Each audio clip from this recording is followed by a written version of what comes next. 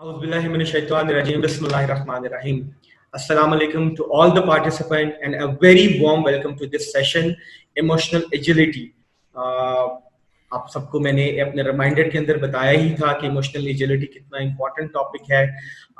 Usually जितने भी आपके ट्रेनिंग वेंडर हैं, रिसर्च ऑर्गेनाइजेशन हैं, वो इमोशनल एजिलिटी को, इमोशनल इंटेलिजेंस को टॉप 10 सॉफ्ट स्किल्स की ट्रेनिंग में शुमार करते हैं।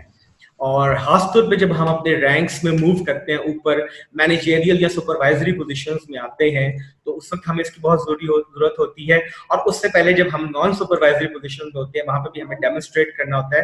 And this is how we get picked for the more challenging roles. And once we have assumed the more challenging roles of supervisory position और managerial position, तो होता क्या है कि वहां पे हमें अपने इमोशंस को बहुत स्टेबल रखना होता है, ताकि हम अपने जो भी डिसीजंस बनाएं वो वेल इन्फॉर्म्ड हो। They should not be tinged with emotion, rather emotions को निकाल के रैशनल बेस्ड हो और इन्फॉर्म्ड डिसीजन बताएं। हमारे आज के ट्रेनर हैं, जो फैसिलिटेटर हैं रिसोर्स पर्सन ऑनलाइन सेशन के, he is Farhan, Mohammad Farhan. Farhan is a very learned resource, और हम फरहान और मैं तकरीबन पिछले कोई 5-6 साल से एक दूसरे को जानते हैं। बहुत फ्रीक्वेंट तो हमारा वो नहीं होता, but we both have high regards for each other. जब भी हमारा कोई एडवाइस होती है, कुछ छोटा होता है, तो एक दूसरे से हम कनेक्ट कर लेते हैं। एंड थैंक्स टू फरहान के he instantly make himself available for me. और जब मैंने इनको रिक्वेस्ट की कि business is a very learned resource, माशाल्लाह टीचिंग भी करते हैं और बहुत अच्छा नॉलेज बेस है इनका, जब मैंने इनसे रिक्वेस्ट की तो gracefully he instantly agreed, Kelly, not an issue, I would love to do this session for employees of your organization. So without wasting time, I won't be consuming much air time of Farhan, क्योंकि I know सब बहुत impatiently wait कर रहे होंगे, क्योंकि topic बहुत ही interesting है and value addition के साथ है। तो फरहान, एक बार फिर आपको अस्सलाम वालेकुम and welcome to this session and the floor is all yours. आप प्लीज इसको स्टार्ट कीजिए। अच्छा जी, अस्सलाम वालेकुम। आई होप कि मैं ऑडिबल होऊंगा। एंड वेरी गुड मॉर्निंग आप सब लोगों को। Thank you very much for inviting me as a guest speaker for this session. Emotional agility, अच्छा, मेरे बारे में शेयर इन्होंने किया है आपसे और अबाउट माय प्रोफाइल, तो हम उसके ऊपर ज़्यादा टाइम नहीं लगाएंगे। और अभी जब मैं प्रेजेंटेशन शेयर करूंगा तो तब तक मैं अपनी वीडियो भी थोड़ी सी ऑफ कर दूंगा, क्योंकि ताकि मैं ऑडिबल ज़्यादा हो सकूं और बीच में किसी किस्म का इंटरनेट का इशू ना आए। टेक्नोलॉजी के अंदर ये हमें थोड़ा ख्याल रखना पड़ता है। Emotional agility, first thing first, organisation में अगर आपने ग्रो करना है, मेरा ऑन एंड ऑफ जो कंसल्टिंग एक्सपीरियंस है, ज़्यादातर सी लेवल के साथ में इंटरेक्शन होता है, जिसमें chairman, CEOs, COO, directors of company, इनके साथ में इंटरेक्शन काफ़ी होता है। एक चीज़ जो वो एम्प्लॉयज़ में देखना चाहते हैं, उसमें इमोशनल इंटेलिजेंस तो है। मैं आपको बताता हूँ कि अभी लास्ट मेरी एक जगह पे we are evaluating some candidates for a company, तो उसके अंदर और इंटरनल एक प्रोसेस था, तो उसके अंदर president of that company shared with me कि जी लोगों के पास में 3 से 4 किस्म के जो स्किल हैं वो बहुत ज़रूरी हैं नेक्स्ट लेवल पे, लीडरशिप लेवल पे आने के लिए। और उसके अंदर वन इज़ पैशन होना चाहिए, एटीट्यूड होना चाहिए, and the most importantly emotional intelligence होनी चाहिए। अगर आप पैशनेट हैं अपने काम के बारे में, आपका एटीट्यूड है, पॉजिटिव एटीट्यूड है, और साथ में इमोशनली आप इंटेलिजेंट हैं, तो आप बहुत अच्छा मूव कर सकते हैं ऑर्गेनाइजेशन के टॉप मैनेजमेंट के लेवल पे। Everybody wants to grow. अच्छा, इसका ताल्लुक सिर्फ ऑर्गेनाइजेशन से नहीं, अगर आप अपनी ज़िंदगी में भी ग्रो करना चाहते हैं, अपनी ज़िंदगी के अंदर अपने बच्चों को आप लीड करना चाहते हैं, अपनी कम्युनिटी को आप लीड करना चाहते हैं, तब भी ये सारे स्किल्स उसमें यूज होते हैं। इमोशनल इंटेलिजेंस क्या है, ये मैं आज थोड़ा सा टच बेस करूँगा आप लोगों के साथ में। इमोशनल एजिलिटी क्या होती है, इसको मैं आपको बताऊंगा, और साथ में मैं आपके साथ में एक फ्रेमवर्क शेयर कर लूँगा। इमोशंस को मैनेज कैसे किया जाता है, उसके बेसिक्स को भी हम डिस्कस करेंगे, और साथ में मैं आपके एक फ्रेमवर्क शेयर करूँगा कि अपने आप को आप और ज़्यादा इमोशनली एजाइल कैसे बना सकते हैं। एजिलिटी इसलिए ज़रूरी है क्योंकि जिस तरह से चीज़ें चेंज हो रही हैं, अभी कोविड-19 आया, आपको अडेप्टेबल होना पड़ा वर्क फ्रॉम होम, तो उसके अंदर emotions are the key player actually. तो इस ये चार पांच चीज़ें हैं जो कि हम डिस्कस करेंगे। मेरी एक रिक्वेस्ट होगी आप लोगों से कि ड्यूरिंग अ सेशन आपने चैट बॉक्स में मैक्सिमम सवालात लिखने, जो भी आपके दिमाग में सवाल आए। यूजुअली मैं 20 से 25 मिनट बात करता हूँ और उसके बाद में मैं क्वेश्चंस को आंसर करना प्रेफर करता हूँ। जितने ज़्यादा आप सवालात पूछेंगे शॉर्ट सेशन में उतना फ़ायदा होगा।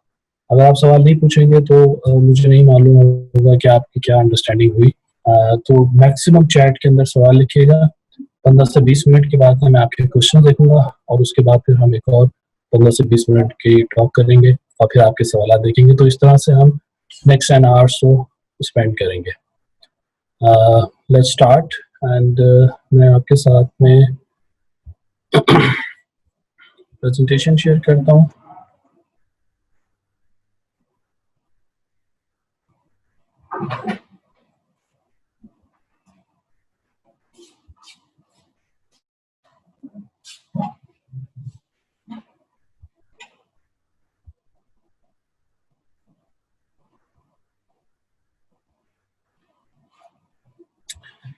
So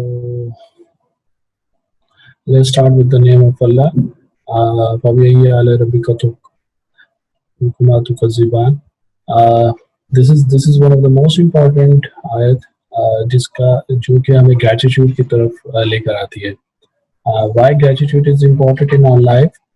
देखें हमारे पास में जो भी है, जिस हालत में भी है, उसके अंदर अगर हम ग्रेटिट्यूड को प्रैक्टिस करेंगे, शुक्रगुजारी को प्रैक्टिस करेंगे, तो हमारे वो इमोशंस जो कि ज़्यादा से ज़्यादा चीज़ों की तलाश में होते हैं, यानी कि when we try to think कि जी हमारी सैलरी और बढ़ जाए, हमें और ज़्यादा बेनिफिट्स मिल जाएं, हम एक सर्टेन घर में रहते हैं, घर और बड़ा मिल जाए। देखिए ग्रेटिट्यूड मना नहीं है, आप ज़्यादा से ज़्यादा चीज़ें दुनिया की हासिल कर सकते हैं, लेकिन ग्रेटिट्यूड को जब हम प्रैक्टिस करते हैं तो थोड़ा सा हमें पेशेंस मिलता है, सुकून मिलता है, और जो हमारे पास में होता है हम उसको भी इंजॉय करते हैं। तो विद द नेम ऑफ अल्लाह हम आगे बढ़ते हैं। प्रोफाइल मेरी आपके साथ में अली साहब शेयर कर चुके हैं। मैं visiting faculty at IBA Karachi as well, और उसके अलावा मल्टीपल ब्रांड्स के साथ में मैंने काम किया हुआ है। आप मेरी वेबसाइट को विजिट कर सकते हैं for more information about myself. Okay जी, so let's start with understanding of emotional agility.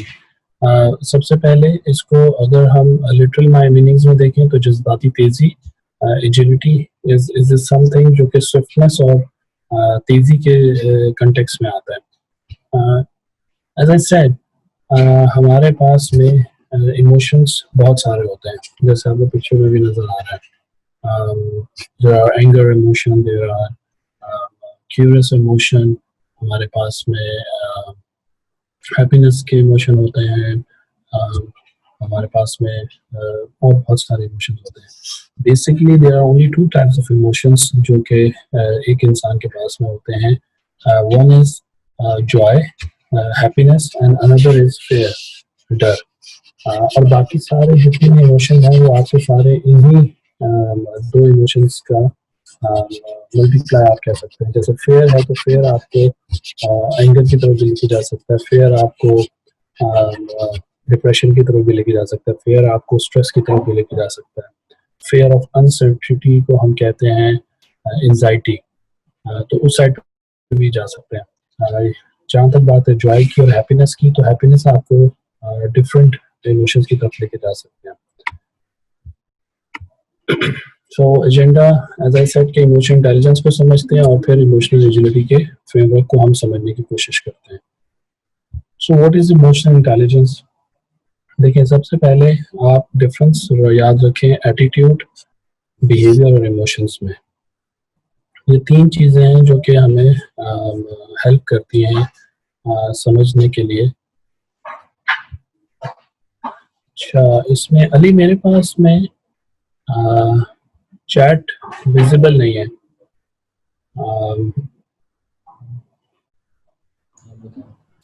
Chat को विजिबल नहीं है, साइड Um,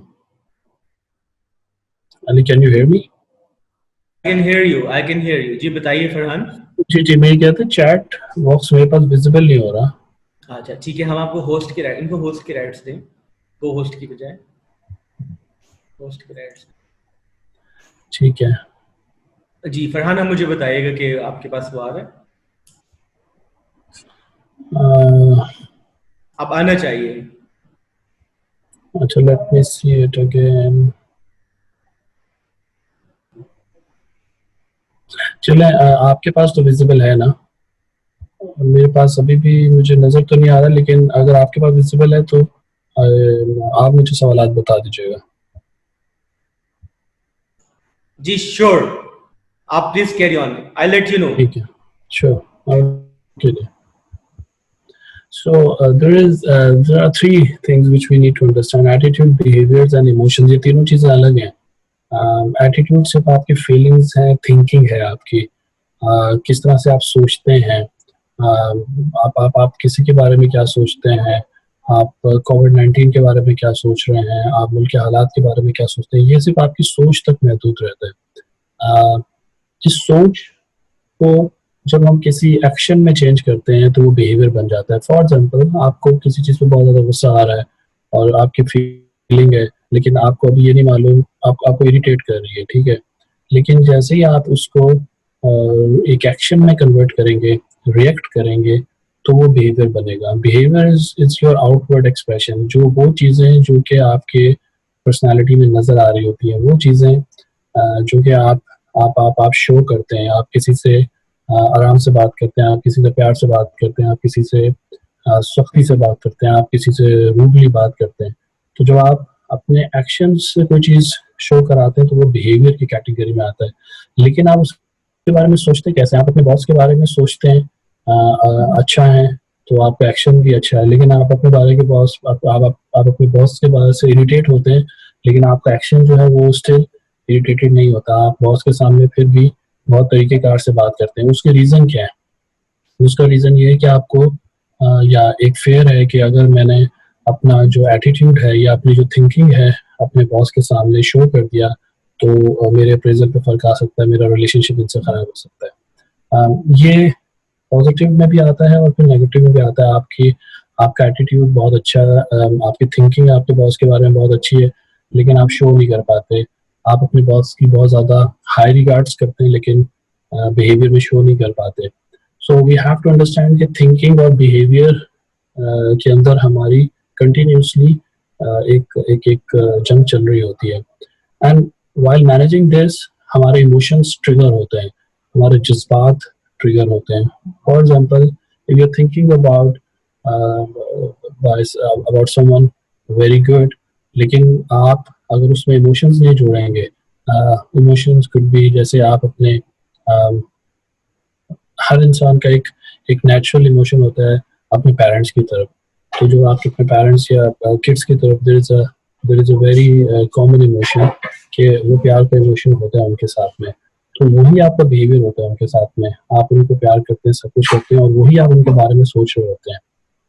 सो इमोशंस को फील करना, इमोशंस को समझना बहुत ज़रूरी है while managing your attitude and behavior. Attitude is something, thinking जिसको हम कहते हैं, sometimes ये uncontrollable होती है. आप सोचते रहते हैं चीज़ों के बारे में, which usually it will help you in different area. उसका रीज़न ये है कि आपके पास में जो एटीट्यूड का तरीकाकार है वो इमोशंस के उसमें जो है वो सही से फॉलो नहीं करता.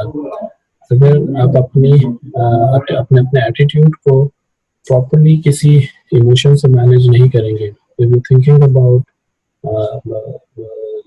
you like someone, you hate someone, whatever you think about someone, लेकिन अगर आपने उसको सही तरीके से किसी इमोशन को थ्रू बैलेंस नहीं किया तो वो थिंकिंग आपके लिए अजाब बन जाएगी. बिहेवियर इज समथिंग जिसको आपका कंट्रोल होता है इन दोनों की वजह से. तो ये बेसिक है जिसको आपको याद रखना है. इसी तरह से बहुत से लोग हैं उनका वर्क प्लेस पे एटीट्यूड पॉजिटिव होता है. Farhan, may I interrupt you for a while? Yeah, sure. Farhan, आप अपने मेरे नाम पे जाके उसको राइट क्लिक कर दें, उसको को होस्ट बना दें, क्योंकि मैंने आपको होस्ट बनाया तो वो मेरे से सब राइट्स चले गए, और जो लोग ज्वाइन कर रहे हैं मैं उनको ऐड नहीं कर पा रहा, एडमिट नहीं कर पा रहा, तो अच्छा को होस्ट कर दें आप मुझे। अच्छा, technology, okay,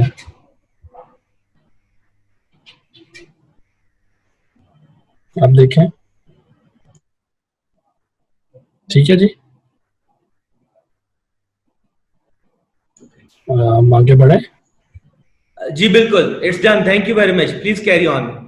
okay, so let's move on, and ये आपने याद रखना है, वर्क प्लेस के ऊपर पॉजिटिव एटीट्यूड, तो बिहेवियर भी वैसे ही नजर आना चाहिए, लेकिन उस बिहेवियर के साथ में you have to show the emotion.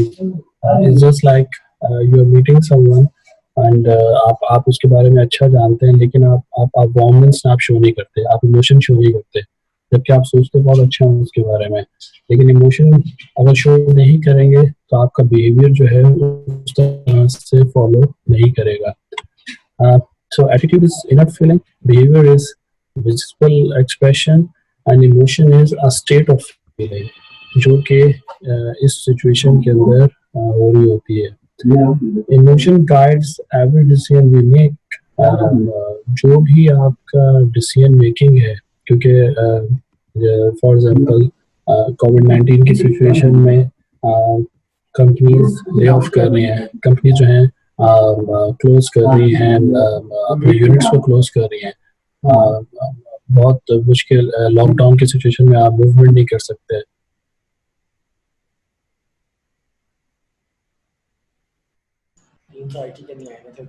Okay. Can you hear me? We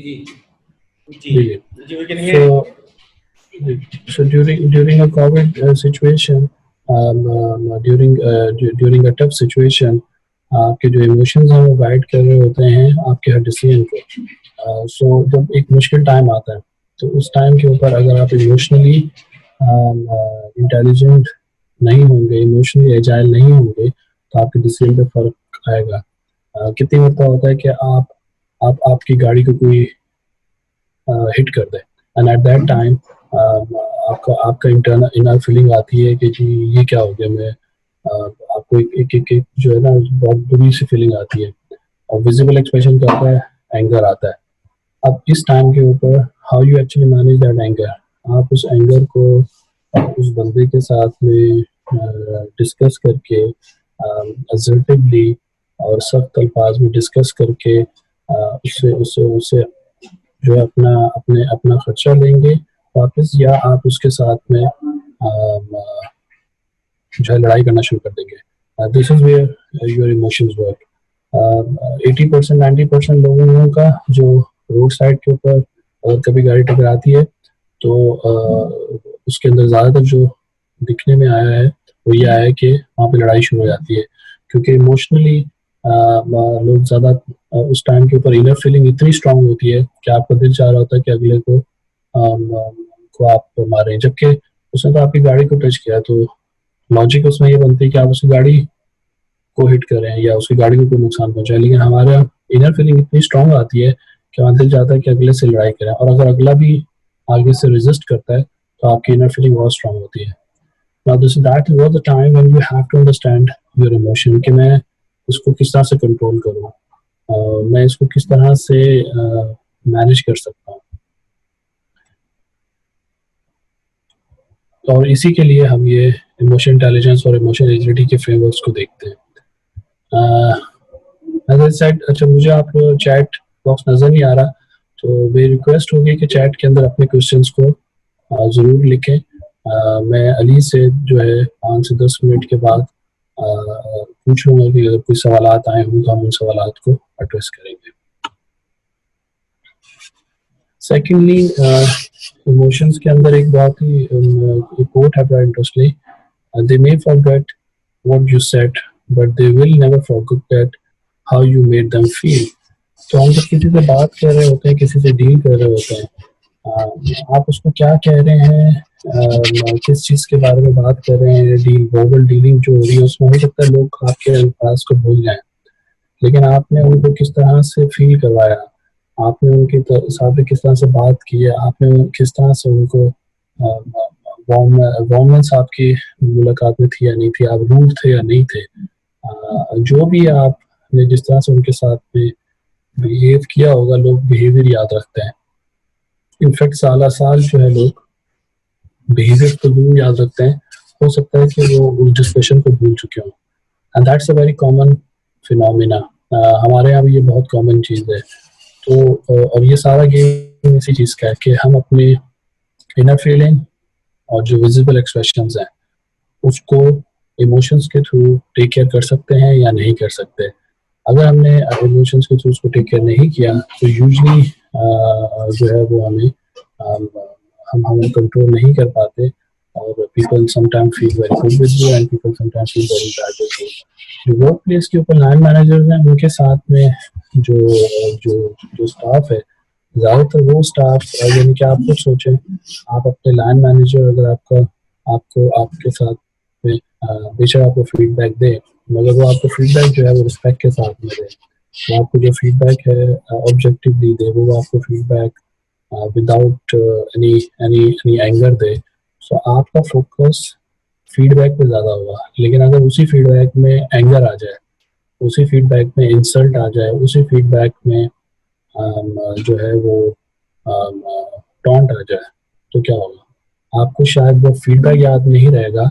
हाँ, आपको ये जरूर याद रहेगा कि जी वो फॉर एग्जांपल अगर Ali is my line manager, तो मुझे ये याद जरूर रहेगा कि अली ने मुझसे रूडली बात की थी, अली ने मुझसे हमें इंसल्ट किए। तो हो सकता है इंसल्ट को मैं कैरी करता हुआ घर ले जाऊँ, हो सकता है इंसल्ट को मैं कैरी करता हुआ शायद उस कंपनी को गुड बाय कह दूँ, लेकिन वो जो फीडबैक है हम उसको उसको भूल जाएंगे। सो लाइन मैनेजर और एचओडीज जो इस सेशन के अंदर है, उनके लिए भी ये बहुत ज़रूरी है कि लोगों को फीडबैक देना आपकी रिस्पॉन्सिबिलिटी, आपका काम है, लेकिन आप किस तरह से देते हैं, आप उसके अंदर अपने इमोशंस को कैसे मैनेज करते हैं, दैट इज़ मोर इम्पोर्टेंट वे। आप उसमें उनको कैसा फील कराते हैं, आप उनको ग्रोथ और उनकी डेवलपमेंट फील कराते हैं या उनको थ्रेट फील कराते हैं। ज़्यादातर जो प्रैक्टिस देखने में आई है, लाइन मैनेजर फीडबैक देते हुए थ्रेटन सिचुएशन में चले आते हैं, और इसी वजह से यूजली फीडबैक जो है वो इफेक्टिव नहीं होता। ये भी सारा प्रॉब्लम इमोशनल इंटेलिजेंस ही का है। सो बेसिक इमोशन जैसे मैंने आपको बताया था, there are Joy and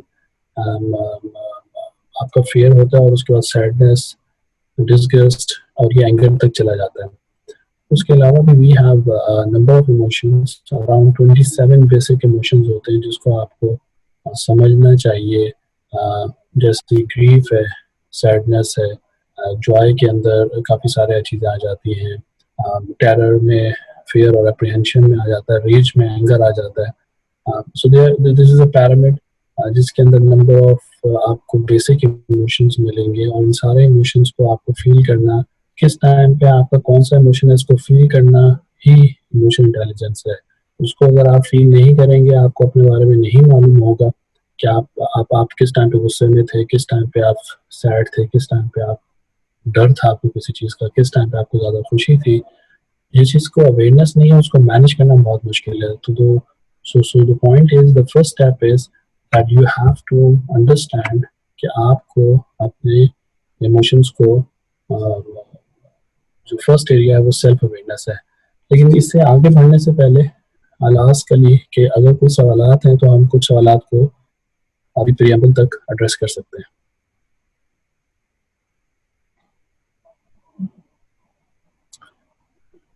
ji Ali, do we have any question so we can address preamble? अगर किसी का सवाल हो अभी तक जो हमने डिस्कशन की। नहीं, प्लीज कैरी ऑन, अभी तक सवाल नहीं आया, लेकिन एज आई रेकन कि एज वी मूव ऑन तो मोमेंटम गेन होते क्वेश्चंस आने शुरू हो जाएंगे। अभी जरा स्टार्ट हुआ है तो जैसे क्वेश्चंस आते हैं तो डेफिनेटली ऐसे भी सवालात हो लोगों के जो कि पहले से हो तो वो भी वो लिख सकते हैं।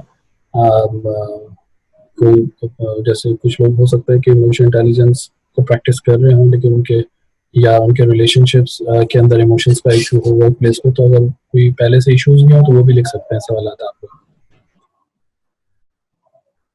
जी ठीक है। ठीक है। सो यहाँ तक तो ये प्रियम्बल था जस्ट फॉर अंडरस्टैंडिंग कि हमारे पास में इमोशंस की सारे बेसिक्स इसलिए मैं शेयर कर रहा हूँ क्योंकि ऑब्वियसली आपने एज अ लाइन इन चीज़ों को इस्तेमाल करना है, एज अ एम्प्लॉय इस्तेमाल करना है। यूजुअली जो स्पेशलिस्ट हैं वो डिफरेंट तरीके से इस एरिया में काम कर रहे होते हैं। ये एरिया ह्यूमन बिहेवियर का है जिसका मैं खुद भी प्रैक्टिशनर एंड इस एरिया के अंदर हम जब काम करते हैं तो हम लोगों को हेल्प करते हैं to understand their emotions, to understand how to use their emotions, when to use, where to use, how to manage them. Anger management के अंदर एंगर को कैसे कंट्रोल करना है, फेयर के अंदर एंजाइटी को कैसे कंट्रोल करना है। स्ट्रेस मैनेजमेंट में हमारा सेशन होता है तो उसमें हम बताते हैं कि स्ट्रेस को कैसे मैनेज किया जाता है, जो कि वेरियस टाइप हैं। बोर्डम को कैसे मैनेज किया जाता है, तो ये वेरियस टाइप्स हैं जिसके अंदर फिर हम फर्दर बता रहे होते हैं। Let me share with you कि इमोशनली इंटेलिजेंट होने के लिए क्या क्या चीज़ें चाहिए आपको। First thing first, self awareness which focuses on how well you know yourself, including your values, strength, weakness in comparison to how others perceive you. Simple thing कि you have to ask a question to your own self, how are you? आपने देखा होगा कि हम usually work place के ऊपर या जैसे आज सुबह मेरी अली से बात हुई तो अली ने पूछा हाउ आर यू, मैंने भी उनको कहा जी I am very well thank you very much. हमारे यहाँ बड़ा कॉमन है ये फिनोमिना कि जब हम वर्क प्लेस पर किसी से मिलते हैं या काफ़ी दिनों बाद किसी से मिलते हैं तो अगर आपसे कोई पूछे कि क्या हाल है, हाउ आर यू, तो हम यूजली कहते हैं फाइन, थैंक यू, मैं ठीक हूँ, मैं सही हूँ। लेकिन ये याद रखें कि आप कि बहुत बहुत सारे लोगों से जब आप मिलते हैं और वो आपसे जब पूछते हैं हाउ आर यू, क्या चल रहा है, क्या हाल है, तो उनके साथ में आप पूरी कहानी डिस्कस करते हैं कि यार रात को लाइट नहीं थी, कल को ये हो गया, परसों मेरा गाड़ी का एक्सीडेंट हो गया, उसके मेरा बॉस जो है वो मुझे समझ में नहीं आ रहा, या मेरा इंक्रीमेंट लग रहा है, मैं बहुत खुश हूँ। Self awareness is very important. How you are feeling in a certain situation is very important. If you are feeling irritated to something तो उसको एक्सप्रेस करना बहुत ज़रूरी है। आप वर्क प्लेस पे बैठे हैं और कोई बंदा आपके पास में आके ऊंची आवाज़ में फ़ोन पे बात कर रहा है और आप उससे इरिटेट हो रहे हैं, ठीक है, अब उसको ये रियलाइज़ करवाना कि you are feeling irritated is something जो कि सिर्फ आपके फेशियल एक्सप्रेशन से नहीं पता चलेगा। आपको शायद उसको रिक्वेस्ट करनी पड़े, उसको बोलना पड़े कि सी आपके इस तरह से बात करने की वजह से मैं डिस्टर्ब हो रहा हूँ, तो काइंडली आप क्या आराम से बात कर सकते हैं, कहीं और जगह बात कर सकते हैं। मैंने वर्क प्लेसेस में बहुत ऑब्जर्व किया कि काफ़ी मरतबा लोग अपने आसपास की चीज़ों को फील ही नहीं कर रहे होते। फ़ोन बज रहा है किसी का, वो फ़ोन ही नहीं उठाएंगे, अपने साथ वाले पेयर का फ़ोन नहीं उठा रहे होंगे। लोगों को अपने बारे में अपनी वैल्यूज क्लियर नहीं होती। जब मैं वैल्यूज कहता हूँ तो वैल्यूज इज समथिंग जिसके ऊपर आप कॉम्प्रोमाइज नहीं करते। वैल्यूज इज समथिंग जिसके ऊपर अगर आपको वर्क प्लेस के ऊपर या आम लाइफ के अंदर भी कोई चीज हो तो आप उस पर कॉम्प्रोमाइज नहीं कर रहे होते। तो क्या आपको अपनी वैल्यूज क्लियर हैं? क्या आप 101, क्या आप अपनी वैल्यूज को इतने अच्छे से जानते हैं कि उसके ऊपर अगर कल को कोई आपको नुकसान भी हो रहा तो आप अफोर्ड कर सकते हैं क्या? सेकेंडली, हम कहते हैं स्ट्रेंथ एंड वीकनेसेस। जब आपसे लोग पूछते हैं, आपको अपनी strength and weaknesses usually area of improvement होते हैं, और ये वो चीज़ें होती हैं जिसकी आपको रियलाइजेशन सिर्फ इंटरव्यू के दौरान नहीं होनी चाहिए, ये आम लाइफ में भी होनी चाहिए। यूजुअली ये सवाल इंटरव्यू में पूछा जाता है जी अच्छा अपनी स्ट्रेंथ और वीकनेसेस बताएं। इसका इंटरव्यू के अंदर तो वो किसी कंटेक्स्ट में आपसे सवाल पूछ रहे होते हैं। ज़्यादा ज़रूरी चीज़ ये है कि इसके अंदर you have to understand this thing कि you should know about your strengths and weaknesses in either way, ताकि आप अपने आसपास में लोगों के साथ शेयर कर सकें। लीडरशिप रोल में जो लोग हैं उनका सबसे बड़ा इशू क्या होता है? उनका इशू ये नहीं है कि वो लीड नहीं कर सकते या उनको लीड उनके लोग काम नहीं। उनका सबसे बड़ा इशू ये है कि वो अपनी वीकनेसेस को छुपाते हैं। वो अपने जो उनके टीम मेट्स हैं वो उनके साथ उसको शेयर करते हुए they don't feel comfortable। क्योंकि उनको लगता है कि अगर हमने इससे अपनी वीकनेस छुपाई तो ये हमारे अगेंस्ट में जाएगा। देखें, सेल्फ अवेयरनेस में if you know your weakness you have to share with someone if you trust that person. उसकी रीज़न ये है कि आपको एज अ लीडर अपनी vulnerabilities को पता होना चाहिए. आपको पता होना चाहिए कि कौन सा एरिया ऐसा है जिसके ऊपर आपका टीम के अंदर जो बंदा है वो आपको सपोर्ट कर सकता है. तो उसका फर्स्ट स्टेप कहाँ से आ जाएगा? सेल्फ अवेयरनेस से. अगर आपको ही अवेयरनेस नहीं होगी आप अपनी टीम को कैसे बताएंगे? और जब आप अपनी टीम को नहीं बताएंगे तो वो आपको सपोर्ट कैसे करेंगे? जब आपको सपोर्ट नहीं करेंगे तो एज अ लीडर और एज अ टीम आप एड हॉक काम करने पे मजबूर हो जाएंगे. और इसमें सेल्फ अवेयरनेस में आपको अपने इमोशंस का पता होना चाहिए. कौन सी ऐसी एक्टिविटीज है जिसको करने से आप यू फील हैप्पी. कुछ लोग हैं उनको शॉपिंग करने से they feel happy which is a common behaviour.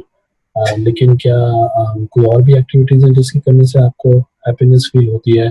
आपको बुक रीडिंग करने से या कंट्री साइड फार्म हाउस के ऊपर टाइम गुजारने से या वर्क प्लेस के ऊपर ब्रेनस्टॉर्मिंग करने से हैप्पीनेस फील होती है. So the first step of emotional intelligence is you have to self aware. Self awareness के लिए प्रॉपर जब हम काम करते हैं लोगों के साथ में कोचिंग के अंदर तो मैं उनको सेल्फ अवेयरनेस पूरी करवाता हूँ 1-to-1 कोचिंग में. अभी हम ट्रेनिंग सेशन के अंदर हैं. अगर हम फुल डे ट्रेनिंग सेशन में होते तो मैं उसके अंदर एक्टिविटीज और एक्सरसाइजेस करवाता हूँ.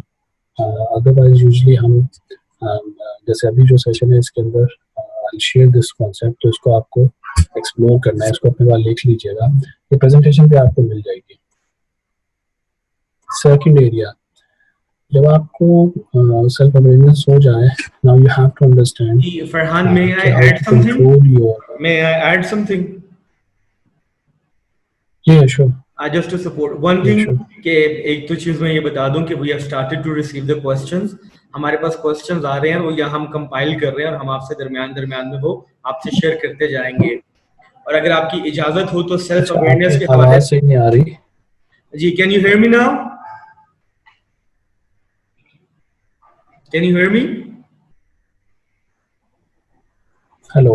जी Farhan, can you hear me now? जी बताइए. आपकी आवाज कट रही थी. अच्छा, मैं कह रहा था कि एक तो हमें क्वेश्चंस आना शुरू हो गए हैं तो हम आपसे शेयर करते जाएंगे. कंपाइल कर रहे हैं और हम उसको शेयर करते रहेंगे. और दूसरा अगर आप अगर मेरे व्हाट्सएप पे भेज देना मुझे तो वो मैं पढ़ भी लूंगा उसको. चले ठीक है, मैं फॉरवर्ड करता जा रहा हूँ आपके व्हाट्सएप पे. और दूसरा अगर आपकी इजाजत हो तो सेल्फ अवेयरनेस के हवाले से मैं भी कुछ शेयर करूं.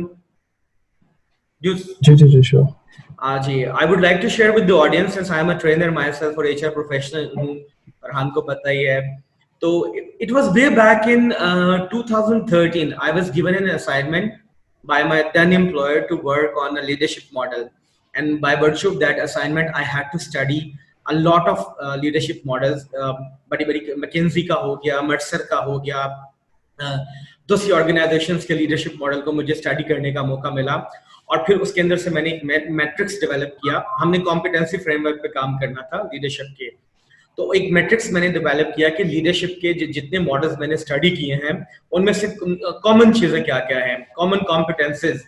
तो 2-3 कॉम्पिटेंसेस थी जो कि across all the leadership models जो थी ना वो कॉमन थी. और उसके अंदर से एक जो कॉम्पिटेंसी थी वो थी सेल्फ अवेयरनेस. ये हर लीडरशिप मॉडल का हिस्सा थी कि सेल्फ अवेयरनेस. इससे अंदाजा होता है कि सेल्फ अवेयरनेस का जो है होना कितना इम्पोर्टेंट है. देखिए, किसी चीज को फिक्स करना या वो करने के लिए हम जाएं या किसी चीज पे काम करें वो तो बात की बात है. सबसे पहले तो हमें अपनी बाउंड्रीज का, अपनी लिमिटेशंस का, अपनी स्ट्रेंथ्स का, अपने फोर्टे का, अपने एरियाज फॉर इम्प्रूवमेंट का, डेवलपमेंट का पता होना चाहिए. तो self awareness is very very important.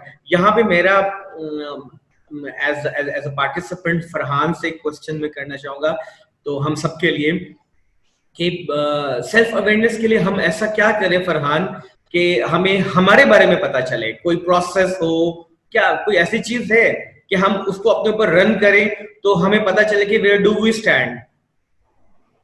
जी, इसके लिए यूजुअली हमारे पास में पर्सनालिटी असेसमेंट टेस्ट होते हैं जिसके अंदर आप पर्सनालिटी असेसमेंट टेस्ट को करते हैं. जैसे MBTI का एक टेस्ट है, डिस्क का एक टेस्ट है, वेरियस पर्सनालिटी असेसमेंट टेस्ट होते हैं जिसके थ्रू आपको अपनी पर्सनालिटी के बारे में मालूम चलना शुरू होता है. एक वेबसाइट है साइकोलॉजी टुडे के नाम से। उस वेबसाइट के ऊपर बहुत सारे फ्री टेस्ट अवेलेबल हैं।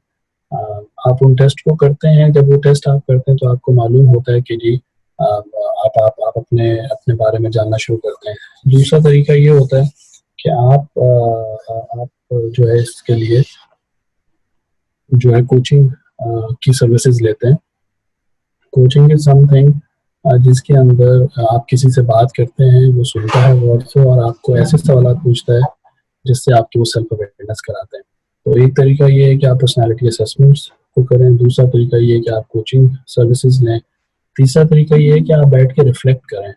आई रिकमेंड यू कि रोज़ाना कम से कम 15 मिनट से लेकर 30 मिनट्स तक रिफ्लेक्ट करें, सोचें कि आज आपने सारा दिन क्या किया, आज आपका सारा दिन जो आपने पूरा दिन गुजारा उसको विजुलाइज करें। उसके अंदर आपने कौन सी चीज़ें गलत की, कौन सी चीज़ें अच्छी की, उसको आप लिस्ट करें, जैसे डायरी लिखते हैं। और उसके बाद में उसको जब लिख लें तो उसको देखें कि इसमें आप इम्प्रूवमेंट कैसे ला सकते हैं। इस तरह से जब आप 1 महीने तक ये एक्टिविटी करेंगे तो आपको पता चलेगा अपने बारे में बहुत कुछ कि आपने किस टाइम पे क्या किया। सो ये 3 टिप्स हैं: personality assessments, coaching 1-to-1 and self reflection.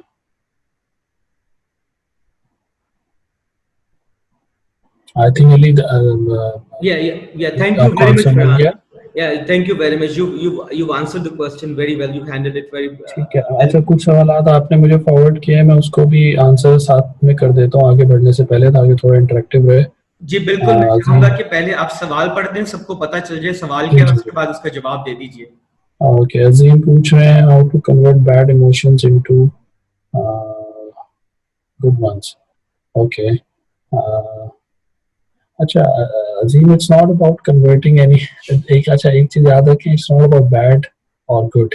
Emotions होते हैं।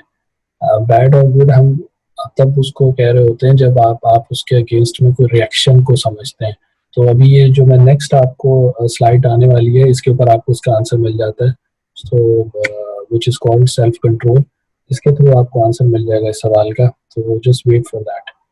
अर्सलान कह रहे हैं difference between emotional agility and emotional intelligence. Emotional intelligence is a science. जैसे आपका आईक्यू होता है, इंटेलिजेंट कोशेंट, इसी तरह से इमोशनल इंटेलिजेंस भी एक है कि आपकी आपकी जो जहानत है उसमें आप इमोशनली कितने स्टेबल हैं। एजिलिटी वे है कि आप कितने स्विफ्ट हैं उस चीज को इस्तेमाल करने के अंदर। यानी कि आईक्यू तो बहुत सारे लोगों का हाई होता है, लेकिन हर कोई जो है फौरी तौर पर इस्तेमाल करने के काबिल है या नहीं है, ये टेस्ट से पता चलता है। इसी तरह से इमोशनल इंटेलिजेंस तो सबके पास है, लेकिन वो कितना एजाइल है। तो आप ये समझ लें कि emotional agility is a test of emotional intelligence. आप वो इंटेलिजेंस कितनी स्विफ्टली इस्तेमाल करते हैं, सही टाइम पे इस्तेमाल करते हैं या नहीं करते हैं, तो वो जो है इमोशनल एजिलिटी के अंदर आता है। असलन अभी मैं एंड में एक जो फ्रेमवर्क शेयर करूंगा इमोशनल एजिलिटी का, तो उससे भी आपको आइडिया हो जाएगा।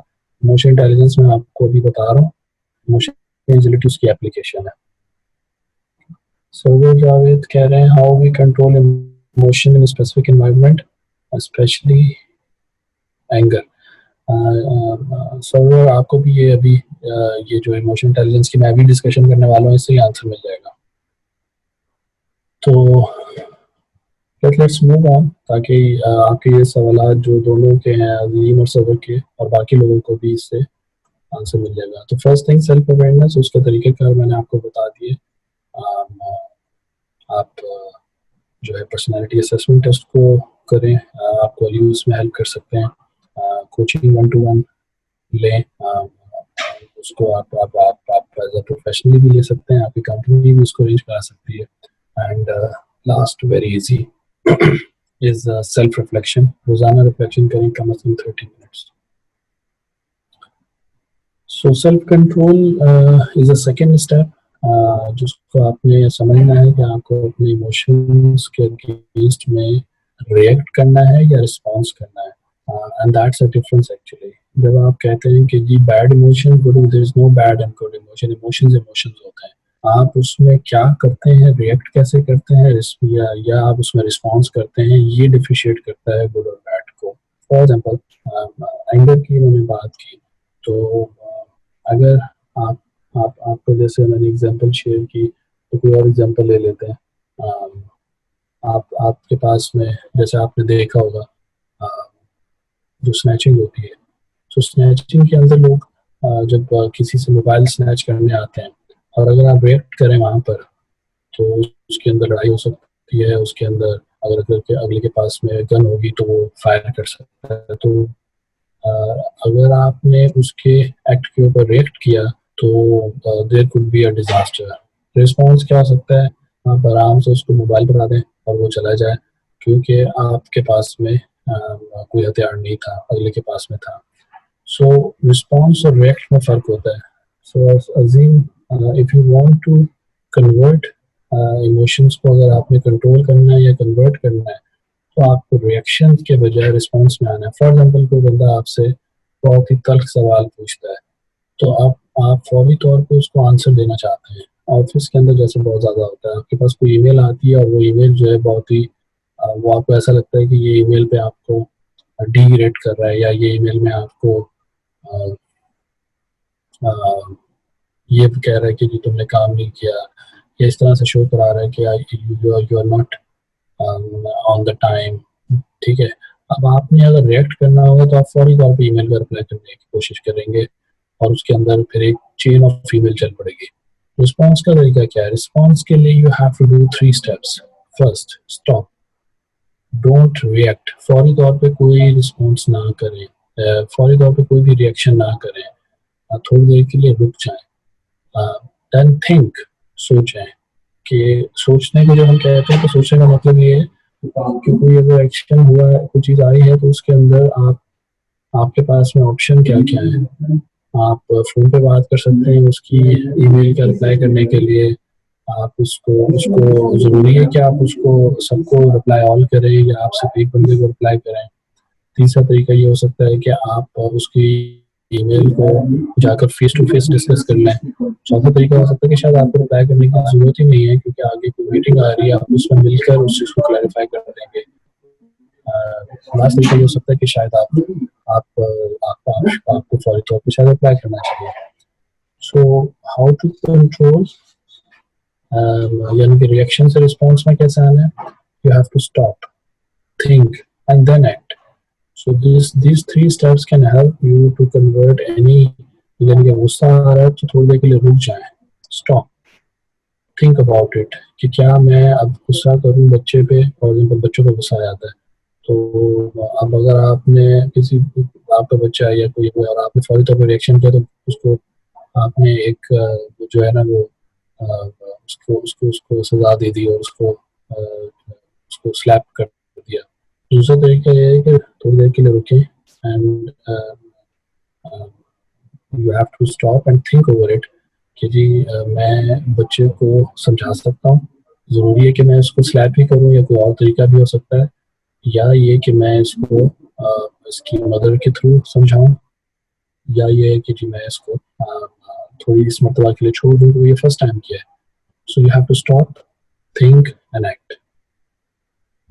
आगे बढ़ते हैं, तो सेल्फ कंट्रोल के थ्रू आपको आंसर मिल जाएगा। इफ्तिखार पूछ रहे हैं, can you share some self awareness test? मैं जो है अली के साथ शेयर कर लूँगा, वो आपको आपको आपको ग्रुप के साथ में शेयर कर लेंगे, जिसमें टेस्ट काफ़ी सारे हैं। एंगर मैनेजमेंट का भी है, स्ट्रेस का भी है, बहुत सारे टेस्ट होते हैं। लेकिन याद रखिएगा, टेस्ट को किसी सेल्फ अवेयरनेस तो होगी, लेकिन उसको हमेशा किसी ह्यूमन बिहेवियर या जो इमोशन इंटेलिजेंस को प्रैक्टिस करता है उसके साथ डिस्कस जरूर करिएगा। So after self awareness you go for a self control again. या ये दो चीज़ें याद रखें हर सिचुएशन में, रिएक्ट कर रहे हैं आप या रिस्पॉन्स कर रहे हैं, दोनों के मायने अलग हैं। रिएक्शन किसी एक्शन के अगेंस्ट में होता है, रिस्पॉन्स के लिए आप रुकते हैं, सोचते हैं, और फिर एक्ट करते हैं। आपने रिएक्शन से बचना है, रिस्पॉन्स में आना है, तब आपके ये बैड इमोशंस कन्वर्ट हो जाएंगे गुड इमोशंस में। और जो सबर पूछ रहे थे, how we control emotion in specific environment, तो सबर कंट्रोल करने का तरीका यही है कि सोच को बीच में डालें। अगर सोच आएगी तो चीज़ें कंट्रोल में आएंगी। सोच आएगी, मैंने पहले आपको बताया था, एटीट्यूड, फीलिंग, थिंक। सोचेंगे तो कि मैंने इस चीज़ में पढ़ना है नहीं पढ़ना, मैंने इस मसले में पढ़ना है या नहीं पढ़ना, तो आप रिस्पॉन्स में आएंगे। The third area is awareness of other. दूसरे लोगों की awareness आपको कितनी अच्छी है, दूसरे लोगों के इमोशंस के बारे में कितना अच्छा है। सुबह सुबह जब आप ऑफिस आते हैं तो आप अपने, अगर आपके ऑफिस खुल गए या पहले जब आप आते थे तो आप अपने जो टीम वाले हैं उनके साथ में फेस टू फेस जब मुलाकात करते हैं तो उनके फेस के ऊपर बहुत सारी चीज़ें जो कि आपको स्टोरी टेलिंग कर रही होती है। जैसे फॉर एग्जांपल अगर सुबह सुबह आप किसी को मिले और वो स्लीपी हुआ तो वो फेस बता देगा कि ये बंदा स्लीपी है। सुबह सुबह आप किसी को मिले और वो बहुत खुश हुआ तो उसका फेस बता देगा कि वो बहुत खुश है। Maybe there is something, तो आप उससे पूछ सकते हैं। अगर कोई पेन में है तो वो भी आपको पता चल जाएगा जब आप उससे मिलते हैं। तो दूसरे लोगों के इमोशंस को समझने को हम कहते हैं empathy. There is a difference between sympathy and empathy. ज्यादातर हम सिंपैथी यानी कि तरस खाने की तरफ चले जाते हैं। एम्पैथी इज समथिंग जो कि तरस खाना नहीं होता, it is something which is to know others emotion, उनके पॉइंट ऑफ व्यू से चीज़ों को समझना, उनके इशू को, उनके उनके इश्यूज को पहन कर समझना एग्जैक्टली ये बंदा किस इशू से जा रहा है। मोस्ट ऑफ द टाइम हम एम्पैथी प्रैक्टिस नहीं कर पाते, हम सिंपैथी पे चले आते हैं, लोगों को तरस खाना शुरू कर देते हैं। एम्पैथी का एक बहुत इंपॉर्टेंट फैक्टर है लिसनिंग, कि आप लोगों को सिर्फ सुने, अपनी टीम को सिर्फ सुन लें। वो आपके सामने कुछ अगर कोई रोना चाहता है तो उसको आपके पास बैठ के बेशक रोए, आप खामोशी से उसको सुनते रहें, ये भी एम्पैथी है। अगले की दिल की बात को सुनना, अगला वो बात जो कि वो किसी से नहीं कर सकता वो आपसे कर ले, that is empathy side. And most of the time जब हम लोगों के साथ में डील करते हैं तो मैंने जो ऑब्जर्व किया है कि हम उन पर तरस खाना शुरू कर देते हैं, लेकिन दूसरों की अवेयरनेस में तरस खाना is the wrong approach. The right approach is you have to be empathic enough, you have to show that कि आप उसको सुन रहे हैं। आप उसको उसकी हेल्प कर सकें या ना कर सकें, आप उसको सपोर्ट कर सकें या ना कर सकें, मगर आप अगर किसी के साथ अच्छे से बात करेंगे तो आपको उसकी अवेयरनेस होगी।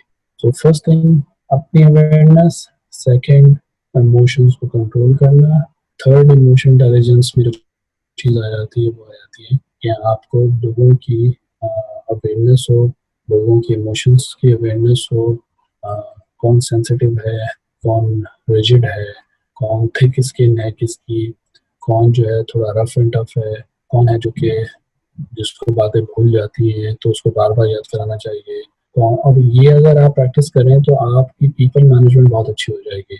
अगर आप लोगों के इमोशंस को अंडरस्टैंड करना शुरू कर दें तो आपको लोगों को मैनेज करना बहुत आसान हो जाएगा, क्योंकि एंड ऑफ द डे हम सब लोग कॉम्बिनेशन इमोशंस का पूरे दिन के अंदर हमारे, अगर आप गौर करें तो पूरे दिन हम इन्हीं इमोशंस के इर्द गिर्द घूम रहे होते हैं। किसी टाइम पे हम खुश होते हैं। एक और मैं आपको चीज़ बताऊं कि एक जो इमोशन है वो मैक्सिमम उसका जो टाइम पीरियड है वो 8 से 11 मिनट है, उसके बाद आप एक और दूसरे इमोशन में चले आते हैं। इसी वजह से सैड जो लोग होते हैं उनको ये रिकमेंड किया जाता है कि ज़्यादा अरसा देर तक आपका सैड रहना सही नहीं है, क्योंकि अगर आप ज़्यादा अरसा सैड रहेंगे तो you start feeling stress and you start feeling bad about yourself and about others जो कि आपके आसपास में काम कर रहे हैं। आपने देखा होगा ना वो प्लेस के ऊपर बॉसेस जो होते हैं जो ज्यादा स्ट्रेस में होते हैं तो उनकी पूरी टीम भी स्ट्रेस में होती है। उसको हम कहते हैं कि जो इमोशंस हैं ये बटरफ्लाई इफेक्ट की तरह होता है। जो आपका इमोशन होगा वही आप दूसरों में कन्वर्ट करोगे, क्योंकि जब आप किसी से बात करते हैं तो आप अपने इमोशंस को कंट्रोल नहीं कर पा रहे होते, तो आप खुद स्ट्रेस में, तो आप लोगों में भी स्ट्रेस को फैला देंगे अपने आसपास में। तो third area you have to know about कि लोगों को अवेयरनेस होनी चाहिए और प्रैक्टिस करनी पड़ेगी। सिंपैथी नहीं प्रैक्टिस करें, एम्पैथी को प्रैक्टिस करें। अगर आपको लोगों की अवेयरनेस चाहिए, सिंपैथी के अंदर तो आप तरस खाने लग जाएंगे, हेल्प कर देंगे और जान छुड़ाएंगे, कितनी मरतबा करेंगे। एम्पैथी होगी तो आप शायद उसको हेल्प करें कि शायद उसका कोई स्किल पता चल जाए, आपको कोई उसकी स्ट्रेंथ पता चल जाए, आपको उसको आप सेल्फ सस्टेनेबल बना दें। तो ये सारी चीज़ें एम्पैथी के थ्रू होती हैं। लास्ट में आगे बढ़ने से पहले मैं सवाल देख लेता हूँ। इरफान पूछ रहे हैं how to build emotional competency as a leader. Irfan, ये जो मैंने इमोशनल इंटेलिजेंस का फ्रेमवर्क बताया है, जिसके अंदर सेल्फ अवेयरनेस है, कंट्रोल करना है, रिस्पॉन्स करना है या रिएक्ट करना है, एम्पैथी को प्रैक्टिस करें, यही तरीकाकार है आपको इमोशनल कॉम्पिटेंसी बिल्ड करने के लिए एज अ लीडर। क्योंकि हर लीडर के को अपने बारे में पता होना चाहिए, अपनी वीकनेस के बारे में पता होना चाहिए। हर लीडर को रिएक्शन नहीं, रिस्पॉन्स करना चाहिए, उसको सोच समझ के आंसर करना चाहिए। सिर्फ सुनी सुनाई चीज़ों के ऊपर रिएक्ट नहीं कर लेना चाहिए, थोड़ा सोचना चाहिए, खासतौर पर मुश्किल हालात में रिएक्शन से बचना चाहिए, रिस्पॉन्स की तरफ आना चाहिए। And the last is leader को एम्पैथी प्रैक्टिस करनी चाहिए। तो ये जो आपकी इमोशनल कॉम्पिटेंसी है, इसी कॉम्बिनेशन है। आखिरी चीज जो इसके अंदर होगी, जो फोर्थ थिंग, वो होगी रिलेशनशिप बिल्डिंग। जब आप ये तीनों चीजें प्रैक्टिस करेंगे तो उसके बाद रिलेशनशिप बिल्डिंग ट्रिगर होगी। और रिलेशनशिप बिल्डिंग जब ट्रिगर होगी तो लीडरशिप के अंदर सबसे ज्यादा इम्पोर्टेंट जो सक्सेसफुल लीडर्स होते हैं, वो लोग उनके साथ में काम करना चाहते हैं because of relationship, not because of monetary benefit. वो रिलेशनशिप इतना स्ट्रांग हो जाता है कि उनको छोड़ना नहीं चाहते। तो इरफान, आप इन चीज़ों को अच्छे से प्रैक्टिस करेंगे तो आपकी ये कॉम्पिटेंसी बिल्ड हो जाएगी। How to handle stress at workplace where quick response is needed if things not happen accordingly, how to control the team। ठीक है, स्ट्रेस के, अच्छा ये चीज़ जब आप बहुत ज़्यादा प्रैक्टिस करेंगे तो ये कोई इतना लंबा प्रोसेस नहीं है। आपको तेज़ी से भी आप रिस्पॉन्स कर सकते हैं। होगा क्या कि जब आप इसको बहुत ज़्यादा प्रैक्टिस करेंगे तो आपकी ये हैबिट बन जाएगा, और जब ये आपकी हैबिट बन जाएगा तो आपकी स्ट्रेस के कोप करने का जो लेवल है वो इंक्रीज हो जाएगा। यूजली हमें पता ही नहीं होता है कि हमारा स्ट्रेस का लेवल क्या है। जैसे अगर मैं आपसे पूछूं कि आपको कभी स्ट्रेस टेस्ट हुआ है क्या, आप क्या जो हम लोग करते हैं, क्या आपका स्ट्रेस किस लेवल का है, आप क्या क्या को आप हाई स्ट्रेस में है, लो स्ट्रेस में है, गुड स्ट्रेस में है, you don't know about this thing. So usually जब हम ये stop think act Swift environment में भी अगर इस्तेमाल करना चाहें तो कर सकते हैं।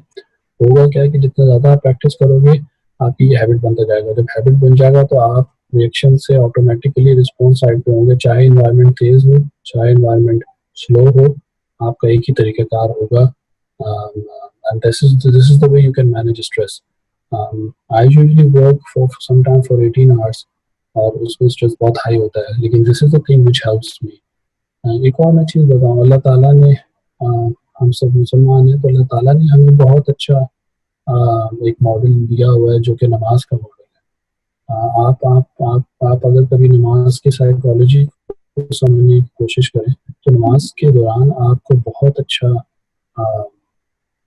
टाइम मिलता है जिसमें आप डिस्कनेक्ट होते हैं रेगुलर लाइफ से, और थोड़ी देर के लिए अपना बॉडी टेम्परेचर वजू करके वो भी डाउन होता है, और फिर आप जो है वो प्रे करते हैं कि या अल्लाह मेरी मदद कर, मैं जो काम कर रहा हूँ उसमें मेरी हेल्प कर, जो मेरे मसले हैं उसको हेल्प कर। तो वो भी क्या है, वो ये है कि आप अपना स्ट्रेस लूजन अप करने के लिए थोड़ा सा डिस्कनेक्ट करते हैं अपने आप को सिचुएशन से। आप फौरी तौर पे रिएक्ट नहीं करते। तो वन ऑफ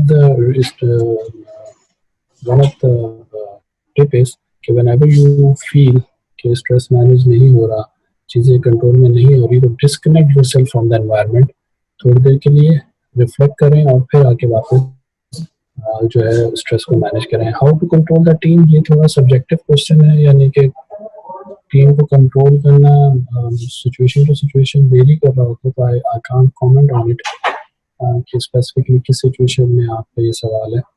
तो may be you can contact me 1-to-1, तो मैं शायद इस पे शायद कुछ सवाल आपसे पूछ के कुछ रिस्पॉन्ड कर सकूँ। So the fourth one is before moving towards emotional agility, emotional intelligence में आपने relationship building करनी है। How we utilize our awareness of others to maximum their potential and our relationship। जब आप एम्पैथी इंक्रीज होती है, लोगों की स्ट्रेंथ पता चलती है, तो आप उनके साथ में देखते हैं कि आपकी कौन सी स्ट्रेंथ है, उनकी क्या स्ट्रेंथ्स हैं, आपकी कौन सी वीकनेस है, उनकी क्या वीकनेस है, और फिर इस सारी चीज़ों को, इस सारे डेटा को इस्तेमाल आप करते हैं रिलेशनशिप बनाने के लिए, relationship building के लिए you use this whole thing, and relationship building जो है लास्ट स्टेप होता है इमोशनल इंटेलिजेंस का। अगर आपकी रिलेशनशिप बिल्डिंग नहीं हो रही तो उसका मतलब है कि इमोशनली शायद आप इंटेलिजेंट, और खासतौर पर उन लोगों के साथ में जिनसे आप फर्स्ट टाइम मिले, वो लोग जिनको आप पहले से जानते हैं उनके साथ में इमोशनल इंटेलिजेंस को प्रैक्टिस करना कोई इतनी महारत का काम नहीं है। उनके साथ तो अच्छे से प्रैक्टिस होना चाहिए। वो लोग जिनको आप पहली बार मिल रहे हैं, जिनसे आप शायद दोबारा ना मिले, उनके साथ हम इमोशनल इंटेलिजेंस कैसे प्रैक्टिस करते हैं ये बड़ा मैटर करता है। उनको आपके साथ फील मिलकर कैसा फील होता है, डू दे फील के उनको आपने गौर से सुना, डू दे फील कि आपने उनको रिस्पॉन्स किया रादर देन रिएक्ट। तो that is a test of emotional intelligence.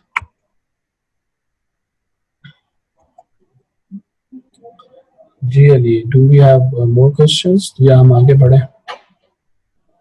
Sir you can move forward. जो हैं क्वेश्चंस जिस तरह से आ रहे हैं मैं आपको आगे फॉरवर्ड करी जा रहा हूँ। Would you like to add something?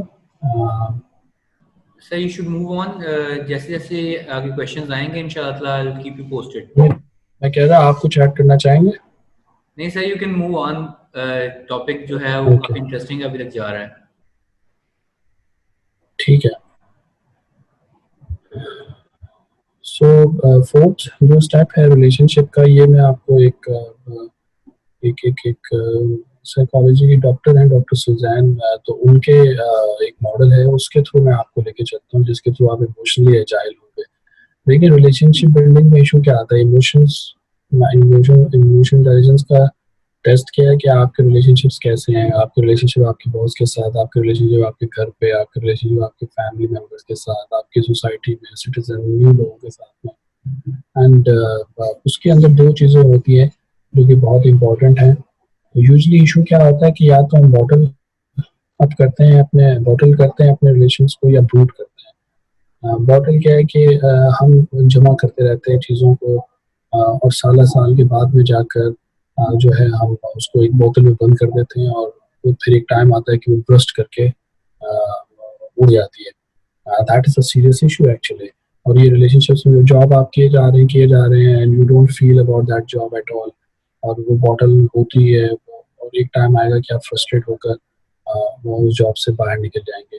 That's the problem, क्योंकि जब आप चीज़ों को बॉटल करना शुरू करते हैं, एक बोतल में बंद करके जमा करते रहते हैं अपने इमोशंस को, उसको स्पिल आउट नहीं होने देते, उसको शेयर नहीं करते, तो यूजली रिलेशनशिप इश्यूज आते हैं, चाहे वो वर्क प्लेस प्रोफेशनल हो चाहे वो पर्सनल हो। सेकेंडली इशू क्या होता है, हम ब्रूड करते हैं। ब्रूड मीन्स अब बहुत ज़्यादा सोचना किसी की चीज़ के बारे में, इतना ज़्यादा सोचना है कि वो चीज़ शायद हो तो एक छोटा सा मसला, लेकिन आप उसके ऊपर इतना कुछ सोच लेते हैं, जैसे यूजली लोग अपने सुपरवाइजर्स के बारे में सोच लेते हैं कि जी पता नहीं वो मेरा सुपरवाइजर ने मेरा इस बार अप्रेजल पता नहीं कैसा होगा, मेरा सुपरवाइजर ने मुझे फीडबैक नहीं दिया तो पता नहीं वो मेरे बारे में क्या सोचता है। We can't focus on anything. यानी आप एक छोटी सी चीज़ को इतना बड़ा बना लेते हैं, हम लोग इंक्लूडिंग माई सेल्फ समटाइम्स, कि हम फोकस ही नहीं कर पाते, और हम सोच के अपने आप को हल्कान कर लेते हैं उस सिचुएशन में। ये भी जो है रिलेशनशिप बिल्डिंग में इशू क्रिएट करती है। इमोशनल एजिलिटी यहाँ पर आपको काम करके कि आपने ना तो बॉटल होने देना है, ना ही ब्रूड होने देना है। आपने करना क्या है, I'm sharing with you a model which is called NASA। ये डॉक्टर सुजैन ने रिकमेंड किया है। ये मेरा व्हाट्सएप है जिसकी आवाज आ रही है, just wait a minute, let me check.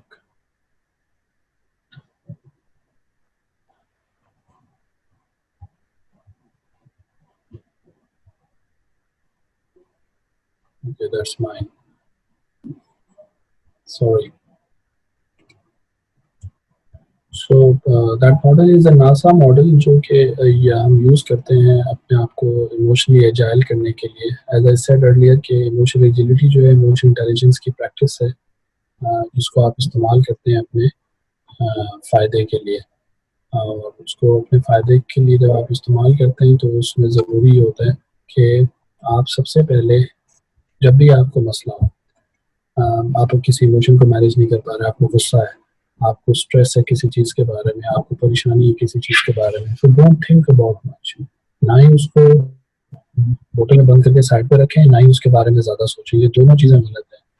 आपने उसको साइड पे कर दिया, उसके बारे में बात नहीं की किसी से, और उस पे महीने और साल गुजर गए, that's not a good deal. आपने उसको ब्रूड किया बहुत ज्यादा, आपने उसको उसके ऊपर बहुत ज्यादा सोचा, again that's not a good way to manage your emotions. सही तरीका क्या है, आप उसको ये मॉडल यूज करें, विच इज ये मैं आपको रिकमेंड करूंगा। वो लोग जो कि इमोशनल कॉम्पिटेंसी बिल्ड करना चाहते हैं, वो लोग जो कि इमोशनली इंटेलिजेंट होना चाहते हैं, ये मॉडल को आप अगर प्रैक्टिस करना शुरू करते हैं तो आपको आपको बहुत आसानी होगी। एक्सक्यूज मी।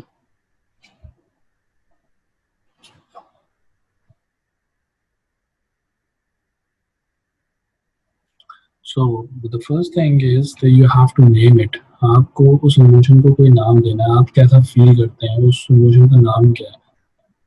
अगर आपको एंजाइटी फील हो रही है, स्ट्रेस फील हो रहा है, तो वो किस वजह से हो रहा है? कोविड-19 की वजह से हो रहा है?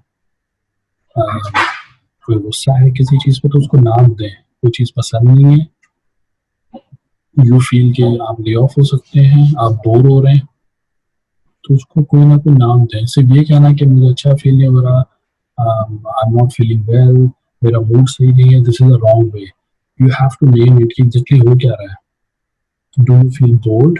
ठीक है, जिस तरह से आप डॉक्टर के पास जाते हैं और वो आपसे पूछता है कि जी आपको क्या हुआ है, और आप उसको बोलें जी मुझे सिर्फ दर्द हो रहा है, तो वो उसको समझ में नहीं आएगा। You have to very much specific. तो डॉक्टर को आप जब कहते हैं कि जी मुझे टांग में दर्द हो रहा है, तो वो फिर आपको टांग से रिलेटेड दवाई देगा।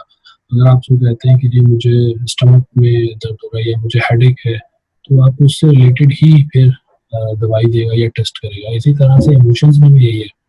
You have to describe what exactly you feel and be specific. You feel bored, तो आप बताएं कि जी मैं बोर हो रहा हूँ। अपने आप से पहले बात करें, फिर आप अपने उनके साथ में शेयर करें जिनके साथ आप शेयर कर सकते हैं। तो first thing first, name it. जो भी इमोशन है उसको नाम दें। आपसे अगर कोई पूछे, जैसे अब मैं अली से पूछूंगा और अली हाउ आर यू, तो अली मुझे बता सकते हैं yes I am feeling good, मगर पिछले 2 दिन से मैं सो नहीं सका। रादर देन अली से मुझे और उसकी वजह से मैं स्लीपलेस हूँ और उसकी वजह से मेरा फटीग लेवल हाई है, तो ये बड़ा स्पेसिफिक हो जाएगा। अगर अली मुझे कहेंगे yes I am not feeling 100%, तो मुझे भी समझ में नहीं आएगा और मैं अली से दूसरी बात करना शुरू कर दूंगा। सही तरीका ये है कि मैं अपने इमोशंस को, अपनी फीलिंग को प्रॉपर्ली बताऊं। अली मुझे प्रॉपर्ली बताएं तो फिर क्या होगा, मैं कहूँगा अच्छा ठीक है Ali, you are feeling not well, तो हम किसी और टाइम पे बात कर लेते हैं। जो है उसको किसी, तो ये एम्पैथी ऑटोमेटिकली यहाँ पर आ गई। और आपने जब प्रॉपर्ली बताया अली ने मुझे, तो अली ने ऑटोमेटिकली अवेयरनेस को, सेल्फ अवेयरनेस को प्रैक्टिस कर लिया, और इसकी वजह से हो सकता है कि हमारे इमोशंस अच्छे हों। समटाइम्स घर पे होता है, आप घर जाते हैं और लोग आपसे आप पूरे दिन के थके हुए होते हैं। जी, अब आवाज सही आ रही है अली? जी फरहान जरा दोबारा बोलिएगा। ऑडिबल है ना? यू आर ऑडिबल, लेकिन थोड़ा सा अगर लाउड हो जाए तो जरा बेहतर हो जाएगी। जी जी, मैं कोशिश करता हूँ। जी, तो you are very much audible, लेकिन थोड़ा सा अगर और लाउड हो जाए या माइक पास हो जाए तो जरा ज्यादा अच्छी हो जाएगी। माइक तो मेरे बिल्कुल पास है। सो एज आई सेड के जी जी, it's better, this tone is for better. जी, सो एज आई सेड के अगर मैं अली के साथ रिलेशनशिप मुझे अच्छा रखना है, तो Ali haves to be very much specific while sharing his emotions, और अपने बारे में बताना। या आप जैसे घर जाते हैं, सारे दिन के थके होते हैं, और आप घर वालों को कहते हैं कि जी मुझे बात नहीं करनी, या कोई आपसे बात कर रहा हो, आप सही तरीके से बात ना करें। रादर सही तरीके से बात ना करना या सो जाना या किसी और एक्टिविटी में लगने से ज्यादा बेहतर है कि आप अपने जो इमोशन है उसको नाम दें और घर वालों को बता दें। लाइक कि आप बहुत ज्यादा आप हेक्टिक रूटीन है और उसकी वजह से आप जो है right now you can't talk, और right now you can't listen very well जो भी बात होगी। तो you have to name your emotion too, ताकि ये कि नेक्स्ट पर्सन इसको एटलीस्ट इसको कह दिया। अगर वो समझ ना भी सके तो कोई मसला नहीं है, समझाना is the secondary thing. First thing first is to share it. Second, accept it. हमारा एक बहुत बड़ा मसला ये है कि हम इमोशन को अगर नाम दे देंगे तो ठीक है, लेकिन हम फिर एक्सेप्ट भी करें। प्रॉब्लम को अगर हल करना है तो उस प्रॉब्लम को पहले एक्सेप्ट करें। आप अगर एक्सेप्ट नहीं करेंगे, जैसे जैसे मैंने पहले भी कहा, इमोशन इज नॉट गुड और bad, it just is, it is only emotion. तो एक्सेप्ट इट कि अगर आपको, जैसे मैं आपको बताऊं, एक मरतबा हुआ ये कि खाना खाने के लिए हम बाहर गए और मैं वहां पर जाकर जब ऑर्डर नहीं आया तो मैं थोड़ा सा रूड हो गया। तो मेरे साथ में जो लोग थे उन्होंने कहा मुझे कि why you are so angry. तो मैंने उनको कहा नहीं, I am not angry, I am just not like, I don't feel good here, क्योंकि खाना नहीं आया और इसने 20 मिनट्स बोले थे और अब 40 मिनट्स हो गए। तो उन्होंने कहा तो इसमें गुस्सा वाली क्या बात है, हम भी तो बैठे हुए हैं। तो मैं कहा नहीं, मैं गुस्सा नहीं हूँ, but this you are angry, तुम्हारा फेस ऐसे बता रहा है, या तुम जब बात भी कर रहे थे वेटर से तो बहुत ज्यादा गुस्से में बात कर रहे। तो मैं कहा नहीं, मैं नहीं हूँ। तो बाद में आके मैंने जब सोचा तो मुझे पता चला कि actually I was not angry, there is another thing, एक इमोशन जिसको हम कहते हैं कि आप जब हंग्री होते हैं, ठीक है, जब आपको भूख लग रही होती है और साथ में आप, तो उसके साथ में एंग्री का इमोशन टैग हो जाता है और आप बन जाते हैं हैंग्री। सो एक्चुअली मैंने ये आइडेंटिफाई किया कि समटाइम्स हैपन कि अगर मुझे जो मेरी रूटीन है खाने पीने की और उसके अंदर अगर मुझे टाइम से कोई चीज़ ना मिले तो वो मेरे इमोशन पे बहुत ज़्यादा इम्पैक्ट क्रिएट करती है। और ये चीज़ मुझे जब फीडबैक मिला तो पता चला। तो जब आपको फीडबैक मिले तो उसको एक्सेप्ट करें। मैंने स्टार्टिंग में तो एक्सेप्ट नहीं किया क्योंकि आई फील इंसल्टेड कि शायद अच्छी बात नहीं है, मुझे अजीब सा फील होगा। लेकिन लेटर ऑन जब मैंने एक्सेप्ट किया तो मैंने उसको उसको मैनेज करने की कोशिश की। क्योंकि जब तक आप एक्सेप्ट नहीं करेंगे, आप अपने आप को, आपको कोई फीडबैक देता है कि you are not good in terms of, आप अपनी हैप्पीनेस प्रॉपर्ली शो नहीं करते, आप एक्सेप्ट नहीं करेंगे तो आप उसको सही नहीं करेंगे। So first is name it, second is accept it, third is step out of it. तो मैं जब आई स्टार्ट फीलिंग हैंग्री तो मैंने क्या किया कि अपने आप को बाहर निकाला और मैंने ये सोचा कि मैं फरहान की कैसे हेल्प करूँ। आपको अपनी सेल्फ हेल्प भी करनी होती है। जरूरी नहीं कि हर मरतबा आप किसी कोच के पास जाएं, किसी साइकोलॉजिस्ट के पास जाएं। इंसान, अल्लाह ताला ने इंसान को ये अहलियत दी है कि वो अपनी हेल्प कर सकता है। अल्लाह ताला ने इंसान को जो सोचने समझने की सलाहियत दी है वो इसीलिए दी है कि you can help yourself. It's all about कि आपके पास में जैसे ये नासा का फ्रेमवर्क है या और कोई फ्रेमवर्क्स हो। तो मैंने क्या किया कि मैं अपने बाहर आया और मैंने सोचा कि मैं फरहान की हेल्प कैसे करूँ। तो मैंने कहा फरहान, आपको अपनी हेल्प करने के लिए ये करना पड़ेगा कि यू हैव टू, जब आपको अपनी डाइट मैनेजमेंट का ख्याल रखें ताकि कोई लंबे ब्रेक्स ना आए। लंबे ब्रेक्स आएंगे तो आपको गुस्सा आ सकता है। दूसरा ये हो सकता है कि आप अपने पास में कुछ ऐसी चीज़ें रखें, अखरोट या कोई और चीज़ें रखें जिसकी वजह से जब आपको अगर कोई खाने को कोई चीज़ नहीं मिल रही या ऑर्डर नहीं आया तो आप कुछ मंचिंग कर सकें। So you have to step out of it. उस इमोशन को समझ, अब गुस्सा है तो गुस्से से बाहर निकल कर सोचें कि हाउ टू हेल्प योरसेल्फ। आपको अपनी हेल्प खुद करनी पड़ेगी या आप किसी से जाके हेल्प लें। स्टेप आउट ऑफ इट में ये भी है कि आप किसी से बात करते हैं। साइकोलॉजिस्ट के पास लोग नहीं जाते। साइकोलॉजिस्ट जो है, हम it's very normal to go for normal people to go to psychologist. ये लोगों को नहीं मालूम। I know number of psychologist. Sometimes आप क्या, जैसे मुझे किसी चीज़ में इशू हो, फुल फुलफिलमेंट का इशू हो, मुझे ये इशू हो कि जी मैं अपने गोल्स अचीव नहीं कर पा रहा, तो मैं समटाइम्स साइकोलॉजिस्ट से डिस्कशन करता हूँ। स्टेप आउट ऑफ इट का मतलब ये है कि आपने अपनी हेल्प करनी है तो आपको उस चीज़ से बाहर निकलना पड़ेगा। आपको, फरहान ने अगर हेल्प करनी है अपने एंगर को मैनेज करने के लिए, तो उसको अपने आप से बाहर निकल के फरहान को सेल्फ हेल्प करनी पड़ेगी या उसको साइकोलॉजिस्ट के पास लेके जाए, वो किसी से डिस्कस करे। So name it, accept it and then step out of it and then sort it out कि इसका हल क्या है। आखिरी ये है, act according to your values.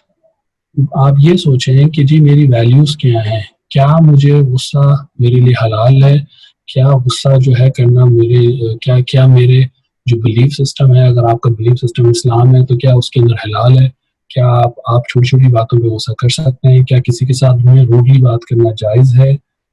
तो आपकी अगर वैल्यूज क्लियर होंगी तो आप उसके लिहाज से फिर सोचें, क्योंकि बाहर निकलेंगे फिर आप सोचेंगे अच्छा मेरी वैल्यूज क्या है और मैं उसके लिहाज से सोचता हूँ, उसी के लिहाज से मैं answer secondly, what is your goal, what are your goals actually, आपके गोल क्या है?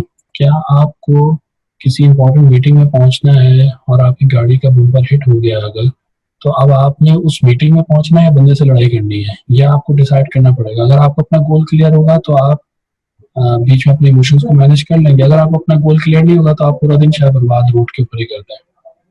Focus on your values and goals instead of stuck in your emotions. Am I acting according to my value, ये आपने सवाल पूछना है अपने आप से। Don't change your values because of inability of next person. So this is very important. इसके अंदर होता क्या है कि बहुत मरतबा ये मैंने देखा है कि हम अपनी वैल्यूज, अपने काम करने के तरीके कार को लोगों की इनएबिलिटी की वजह से चेंज कर लेते हैं। यानी फॉर एग्जांपल, अगर कोई स्टाफ आपके साथ या टीम मेंबर ऐसा है जो कि आपको लो परफॉर्मर है और जो कि जिसका एटीट्यूड भी अच्छा नहीं है, बिहेवियर भी अच्छा नहीं है, तो हम अपना बिहेवियर भी उसके साथ खराब कर लेते हैं। That's not right. आप अपने इमोशन को गलत मैनेज कर रहे हैं। अगर उसके साथ में उसकी इनएबिलिटी है, उसकी नालायकी है, तो आपको भी उसकी नालायकी के साथ में नालायक नहीं बनना। आपको जो है उस चीज़ को मैनेज करना है और आपको अपनी वैल्यूज और के लिहाज से एक्ट करना है। So name it, accept it, step out of it and act according to your values. इन 4 चीज़ों को अगर आप याद रखेंगे तो आपके लिए इमोशनली एजाइल होना आसान होगा। और इसको एक चीज़ याद रखें, इसको प्रैक्टिस करेंगे तो आपको आइडिया होगा। अगर आप इसको प्रैक्टिस नहीं करेंगे तो आपकी इमोशनल इंटेलिजेंस जो है वो या कोई और फ्रेमवर्क यूज़ करें, लेकिन आपके पास कोई एक फ्रेमवर्क होना चाहिए अपने आप को, और जितना ज़्यादा यूज़ करेंगे उतना ज़्यादा आप इमोशनली एजाइल हो जाएंगे। So emotional agility is a application of emotional intelligence. किस सिचुएशन में कितने ज़्यादा आप एजाइल हैं, कितने स्विफ्ट हैं, कितने तेज़ हैं, गुस्से को कैसे मैनेज कर लेते हैं, स्ट्रेस को कैसे मैनेज कर लेते हैं, डिजास्टर के टाइम पे आप कैसे रिएक्ट करते हैं, मुश्किल हालात में कैसे रिएक्ट करते हैं, बहुत ज़्यादा खुशी वाले दिन कैसे रिएक्ट करते हैं, ये सारी चीज़ें आपके इसमें आती हैं। सो this is a summary of NASA. Ali, if you like to share any example NASA से रिलेटेड, क्योंकि आपका अपना बड़ा एक्सपीरियंस रहा है, तो मैंने इस चीज़ को शेयर कर लिया है। Now I am looking forward के और सवाल आते हैं तो मैं उनका आंसर करूँ, और अगर आप कोई एग्जांपल शेयर करना चाहें प्लीज। जी Farhan, thank you so very much. Actually, I would have loved to share many examples, but since I'm unprepared और मैं honestly बताऊं, मैं अभी बीच में सेशन में थोड़ी देर के लिए गया था क्योंकि मुझे वो बैंक का कोई काम था और मुझे जरा प्रोसेसिंग यूनिट पे जाना पड़ा था 15 मिनट के लिए, तो आई मिस्ड 15 to 20 मिनट्स। तो मैंने अभी आके ज्वाइन किया, तो मुझे नहीं पता कि किस कॉन्टेक्स्ट में हुआ, लेकिन anyone from participant would like to ask anything, क्योंकि this is a model जो कि इमोशनल एजिलिटी के लिए इस्तेमाल करना है। तो जो अगर सवालात आए हैं तो मैं सवालात को एड्रेस कर देता हूँ, या कोई पार्टिसिपेंट कोई चीज पूछना चाह रहे हैं तो उनको आप अनम्यूट भी कर सकते हैं। एक चीज मैं शेयर करना चाहूंगा, क्योंकि जैसे फरहान ने कहा कि फरहान भी एचआर में है और मेरा भी 15-16 साल का एचआर का एक्सपीरियंस है, and I am myself psychometric analyst certified. At some point in time तो मैं पर्सनैलिटी असेसमेंट किया करता था क्लाइंट्स के लिए, और ये तकरीबन 2009-2010 की बात है। तो हर चीज की एक अपसाइड होती है और एक डाउन साइड होती है। इमोशनली इंटेलिजेंट होना बहुत इंपॉर्टेंट होता है। जो लोग इमोशनल होते हैं उनकी एक ट्रेट आपके साथ शेयर करना चाहूंगा। हो सकता है कि वो फरहान की टॉक के साथ कनेक्ट ना करे, लेकिन उसमें जरूर टॉपिक में जरूर फॉल करेगी। जो इमोशनली चार्ज लोग होते हैं उनकी एक ट्रेट शेयर कर रहा हूं। अगर वो नेगेटिव होते हैं तो वो नेगेटिविटी को भी बहुत तेजी से स्प्रेड करते हैं, ठीक है। ये मैंने शेयर किया था अभी बीच में। अच्छा। और अगर वो अभी मैंने एक एग्जांपल दी थी। अच्छा, सिंस आई मिस्ड इट। और अगर वो पॉजिटिव होते हैं तो उतनी ही तेजी से उस पॉजिटिविटी को भी स्प्रेड करते हैं। ये इमोशनली चार्ज बड़े ऑपोजिट, वो जैसे कहते हैं ना बाइपोलर। इसको कहते हैं कि इमोशन जो है वो कंटीजियस है। कंटीजियस है, बिल्कुल। या इमोशन अच्छा, लेकिन एक जो होती है फॉर साइड है इमोशंस की, वो ये होती है कि इफ यू आर इमोशनल, तो वहां पे आपने अपने उसको आपका कोई team member let's suppose emotional है, let me put it this way, आपका कोई टीम मेंबर इमोशनल है तो आप उसके इमोशंस को अपनी फेवर में कैसे यूज कर सकते हैं।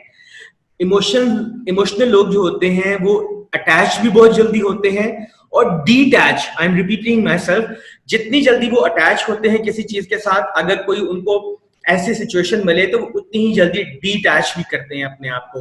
तो अगर आपकी टीम के अंदर कोई इमोशनली चार्ज लोग हैं जिनके इमोशंस हैं हाईली इमोशनल क्वोशंट हाई है इमोशनल क्वोशंट के ऊपर, तो उसको अपनी फेवर में यूज करें। इनका एक बहुत बड़ा बेनिफिट होता है कि अगर आप उनको अपनी फेवर में यूज कर लेते हैं तो they remain committed with you और they remain loyal with you. और लेकिन उसको मैनेज करना बड़ा ट्रिकी होता है, वो फिर आपकी एक स्किल है जिसको आपने मास्टर करना होता है, क्योंकि जो इमोशनली चार्ज लोग होते हैं जिनका इमोशनल क्वोशंट हाई होता है तो they are likely to stay with you for a longer period of time provided their emotions are managed in your favor। आपको उनके इमोशंस को मैनेज करना आता है। अगर आपको ये मास्टरी लेवल आ जाए कि इमोशनली चार्ज लोगों को, I am repeating my self, या जिनका इमोशनल क्वोशंट हाई है, तो आप उनकी इस एक डेवलपमेंट एरिया को या वीकनेस को उनकी आप एक अपॉर्चुनिटी में, अपने लिए एक अपॉर्चुनिटी में टर्न कर सकते हैं। और वो ये होता है कि आप उनसे बड़ी अच्छी कमिटमेंट ले सकते हैं, आप उनको लॉन्गर पीरियड के लिए स्टे करवा सकते हैं। This is one thing. अब ये बड़ा वास्ट टॉपिक है, हम इतना उसमें डिटेल में तो मैं नहीं जाऊंगा क्योंकि आपकी जो बात है वो उसको मैं इसमें वो समराइज कर देता हूँ कि as you develop your understanding of all the people in your life, you will gain more and more insight, which leads you to many other layers of success and help you build healthy relationships. And this is a summary of जो आप भी बात कर रहे हैं कि आप उनको retain रखने के लिए healthy relationship होता है। Thank you very much. Very thank you from my side. Stay connected. Yeah. And मेरी तरफ से this is the end. If there is any question, I would like to answer, and stay connected and passionate about life in here. I have a question, Farhan. May I ask you a question? Yeah. अच्छा, let's suppose मैं एक नया supervisor या manager हूँ। इससे पहले मैं non supervisory position पे था, मैंने कभी कोई टीम मैनेज नहीं की थी। मैं फर्स्ट टाइम मैनेजर हूँ। आई होप कि सारी ऑडियंस को पता है कि फर्स्ट टाइम मैनेजर क्या होते हैं, जिन्होंने कभी मैनेजरियल रोल या सुपरवाइजरी रोल एज्यूम नहीं किया होता पहले। मैं लेट्स सपोज मैं अली याकूब हूँ, मैं कोई XYZ हूँ, मैं कोई जॉर्ज हूँ, कोई टीचर हूँ, कोई व्हाटएवर आई एम, मैं फर्स्ट टाइम मैनेजर हूँ और मेरी टीम में डिफरेंट किस्म के लोग भी हैं। तो मुझे आप क्या टिप देंगे कि उनके इमोशंस को जानने के लिए, कोई कितना इमोशनली इम्बैलेंस है मेरी टीम के अंदर, मुझे कुछ टिप्स दें आप हम सब के लिए। क्योंकि हम सबकी टीम्स में बी पार्ट ये, क्योंकि हम सबकी टीम में ऐसे मैनेजर्स भी हमारे अंडर आते हैं जो फर्स्ट टाइम मैनेजर्स होते हैं और उनको हमने भी ट्रेन करना, उनको डेवलप भी हमने ही करना होता है भी तुम फर्स्ट टाइम मैनेजर्स हो, तुम इस तरह अपनी टीम को लेके चलना। तो with in the context of this topic आप हमें क्या टिप्स देंगे कि जो फर्स्ट टाइम मैनेजर्स होते हैं या फर्स्ट टाइम सुपरवाइजर्स होते हैं वो अपनी टीम की पल्स को कैसे चेक करें with in the context of emotional question? देखिए, फर्स्ट थिंग फर्स्ट के आप अगर फर्स्ट लाइन मैनेजर हैं तो अपने जो स्टाफ है उसको सिर्फ काम से रिलेटेड मत जाने, उसको एज अ ह्यूमन पहचानने की कोशिश करें। जब मैं एज अ ह्यूमन कहता हूँ तो आप उससे ये पूछें कि जी उसको खाने में क्या पसंद है, उसको कोल्ड ड्रिंक कौन सी पसंद है, वो स्पोर्ट्स कौन से देखता है, उसको स्पोर्ट्स खेलना कौन सा पसंद है। हम वर्क प्लेस के ऊपर जब फर्स्ट लाइन मैनेजर्स होते हैं वो काम से रिलेटेड ज्यादा इंटरेस्ट होता है, लेकिन एज अ ह्यूमन लोगों को जानने में कम इंटरेस्ट होता है। याद रखिए, इमोशंस का ताल्लुक एज अ ह्यूमन ज्यादा है, काम के ऊपर तो लॉजिक चल रही होती है।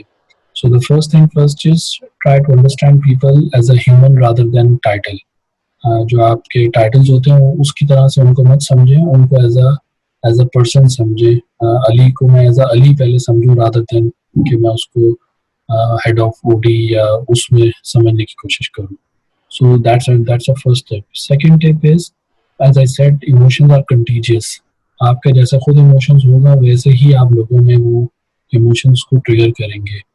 तो सबसे पहले आपने खुद ऐसे माइंडसेट में और ऐसे इमोशनली माइंडसेट में रहना है कि लोग आपके साथ कंफर्टेबल हो। So if you start feeling comfortable with them, they will start feeling comfortable with you. अगर आप उनसे इरिटेट होंगे तो वो भी आपसे इरिटेट हो रहे होंगे। उनका इमोशनल पल्स चेक करना है तो उसका बहुत आसान तरीका ये है कि उनके साथ में इनफॉर्मल भी टाइम स्पेंड करें रादर देन सिर्फ फॉर्मल टाइम स्पेंड करें। The more you spend time in informal वे, जिसको आप ऑब्जेक्टिवली कर सकते हैं, जैसे समोसा पार्टी कर ली, छोटी छोटी ऑफ अभी अभी ईद आ रही है, ईद पे बारबेक्यू पार्टी कर ली, मैंगो पार्टी कर ली, तो उनके साथ जरा off off off side time गुजारें छोटे छोटा, जो ज़्यादा ज़रूरी नहीं है कि आपको 2-3 दिन के लिए गुजारें, छोटी छोटी आप एक्टिविटीज़ कर सकते हैं। तो ऑफ साइड टाइम गुजारें इनफॉर्मल वे में, you will start knowing the emotional pulse of people, लोग किस तरह से बिहेव करते हैं। तो ये 3 टिप्स हैं। ग्रेट, हमारे पास 8 मिनट और हैं इस सेशन के और मेरे पास कुछ क्वेश्चंस भी हैं फरहान। बहुत ही इंटरेस्टिंग हमारा सेशन चल रहा है। मेरा अगला सवाल है जो एक पार्टिसिपेंट की तरफ से आया है, वो है कि how to identify fictitious emotions. बाज़ वक्त लोग मास्किंग करते हैं and they are very good at it, they are very good at it. That's a very good question by Kaisar. आप मेरी तरफ से कैसर को कोई इनाम जरूर दीजिएगा। It's a very intelligent question actually. And he is very Kaisar Minhas Sahab is a very intelligent guy. I'm very fond of him. नहीं, it's a great thing to ऐसे सवालात के fictitious emotions from actual one. Kaiser my friend, जो fictitious emotions होते हैं वो उसका एक breaking point होता है, ये याद रखें। अगर for example कोई बंदा जो है highly regard करता है, ठीक है, एक चीज याद रखें कि अगर आपको आइडेंटिफाई करना है तो आप एक्चुअल पे रहें, आपसे वही इमोशंस शेयर करें अगले के साथ में जो कि जेन्युइन है। आपने अगर किसी के फिक्टिशियस इमोशंस को आइडेंटिफाई करना है तो आप उसके साथ में और जेन्युइन हो जाएं। जितना ज़्यादा जेन्युइन होंगे यू विल आइडेंटिफाई कि जो है अगला किस तरह से रिस्पॉन्ड करता है। यूजली ये डिसेप्शन होती है, डिसेप्टिव होती है, लोग जो है वो फिक्शन और फेक इमोशन दिखाने की कोशिश करते हैं, लेकिन ये कि उसको वैल्यूएट करने या भूलने की कोशिश ना करें, आप और ज़्यादा जेन्युइन इमोशंस और जेन्युइन रहें। सो आपको स्लोली एंड ग्रेजुअली वो सामने नज़र आ जाता है। फॉर एग्जांपल जैसे कि मैं आपको बताऊं, लोग मुझसे सवाल पूछते हैं कि जी ट्रस्ट कैसे करें किसी पे, तो मैं उनको कहता हूँ कि आप ट्रस्ट करने में सोचें ना, जस्ट ट्रस्ट दोज पीपल, और इतना ट्रस्ट करें कि वो ये चीज़ सामने आ जाए कि ये लोग ट्रस्टवर्दी हैं या नहीं है, तो उसके अलावा कोई और चारा नहीं है। तो इसी तरह से फिक्टिशियस इमोशंस को अगर भूलना है तो उनको इतना क्लोज करें और उनके साथ में इतने जेन्युइन हो जाए कि वो आपको खुद ही एंड में पता चल जाएगा कि ये जेन्युइन था या ये फेक था। तो यानी मेरे तो अभी दिमाग में यही आंसर है, otherwise I will think about this question more कि इसका कोई और भी मैं आंसर दे सकूं। Great. No, you shared a very appropriate response. I have another question ready for you. Acha, a number of times it was brought to my table during the discussion, not my table, I would say during the discussion it was brought on the table. Different जो होते हैं आपके professional, उनका concerns होता है। मैं इसको इस तरह से पूछना चाहूँगा, there are few hard nuts, hard to crack. कुछ लोग ऐसे होते हैं कि over the period of time उनको इतनी मास्टरी होती है कि उनके इमोशंस का पता ही नहीं चलता। Their faces are flat, their body language is flat, they are just doing their work, they are doing very good. However at some point in time उनका जो मैनेजर है या उनका बॉस है, हेड ऑफ डिपार्टमेंट, उसके लिए वो hard nut to crack इसलिए है कि उसको उसके मोटिवेटर्स का नहीं पता चल रहा। और ये मैं नेगेटिवली नहीं कह रहा कि उसके नेगेटिविटी की कोई बात है, सम टाइम उसको मोटिवेट करना है, ये किस चीज से मोटिवेट होता है, किस चीज से डीमोटिवेट होता है, उसको हेड ऑफ डिपार्टमेंट को पता ही नहीं चल रहा, इसलिए कि वो एम्प्लॉय इतना स्मार्ट है, over the period of time उसने स्मार्टनेस हार्ड कर लिया and he is a hard nut to crack. उसके मोटिवेटर्स का नहीं पता चल रहा। And I believe you would agree with me कि एक हेड ऑफ डिपार्टमेंट के लिए, मैनेजर या सुपरवाइजर के लिए अपनी टीम के मोटिवेटर्स को जानना बहुत इंपॉर्टेंट होता है। तो ऐसी सिचुएशन में, this is a hypothetical situation which I have shared with you, हमें जरा शेयर करें अपनी इनसाइट्स। तो ऐसे सिचुएशन में एचओडी क्या करे? I have observed this kind of situation. देखिए उसमें दो चीजें हैं। सबसे पहले आप अपना इंटेंट क्लियर कर लें कि एज एचओडी आप ये चीज पता क्यों करना चाह रहे हैं, ठीक है। अगर आपका इंटेंट क्लियर है, आपका इंटेंट पॉजिटिव है, आपका इंटेंट ये है कि जी मैं चाह रहा हूँ कि मैं इसकी हेल्प कर सकूँ, एम्पैथी आपका इंटेंट है, तो उसके बाद फिर सेकंड फेज आता है। ऐसे जो एम्प्लॉयज होते हैं उनको कोशिश करें कि छोटी छोटी चीज़ों में लीड करवाएं। यूजली वो लोग जो कि स्पेशलिस्ट या बैक ऑफिस में बैठ के ज़्यादातर काम करते हैं वो इस सिचुएशन में चले आते हैं कि उनके इमोशंस को आइडेंटिफाई करना बहुत मुश्किल होता है। तो हम क्या करते हैं कि ऐसे लोगों को उठा के थोड़ा सा छोटे छोटे लीडिंग रोल्स के अंदर डालना शुरू कर देते हैं।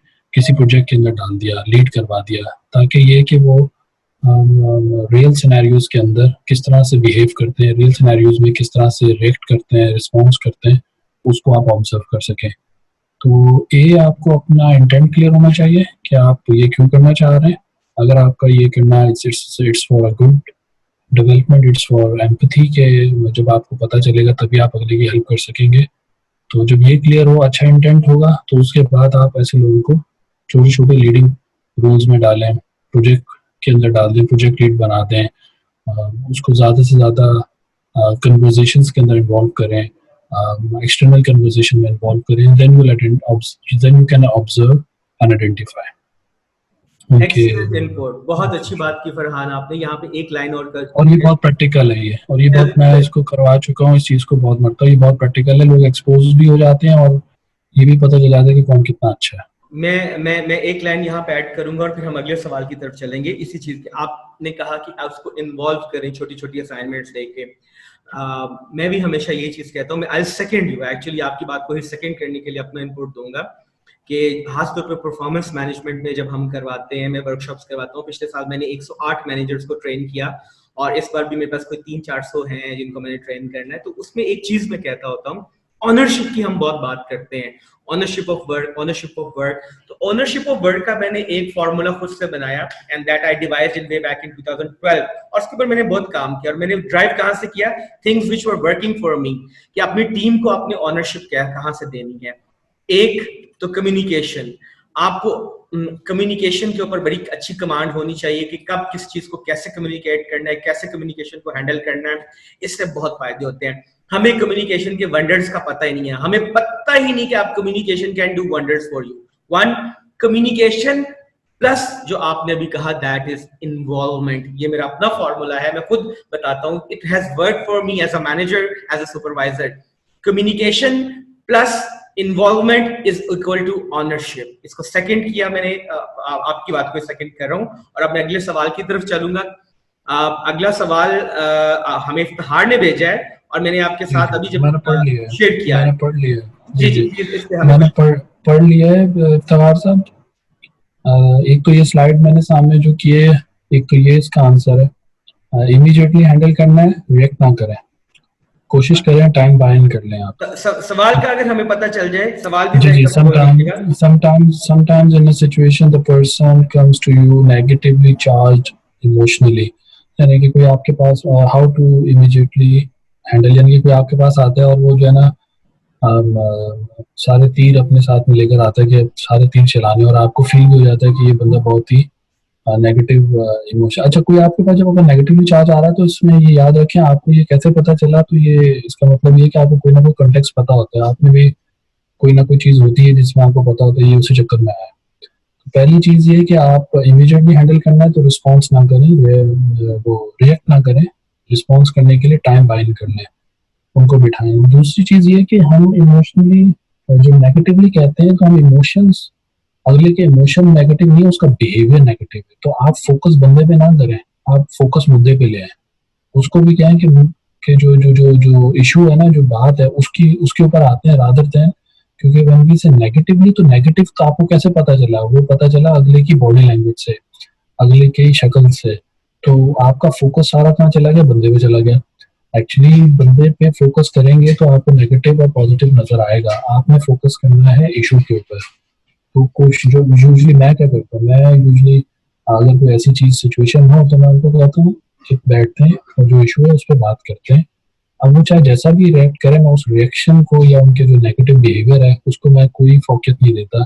आप जितना ज्यादा उसके नेगेटिव बिहेवियर को अप्रिशिएट करोगे, वो और ज्यादा जो है वो शो करेगा।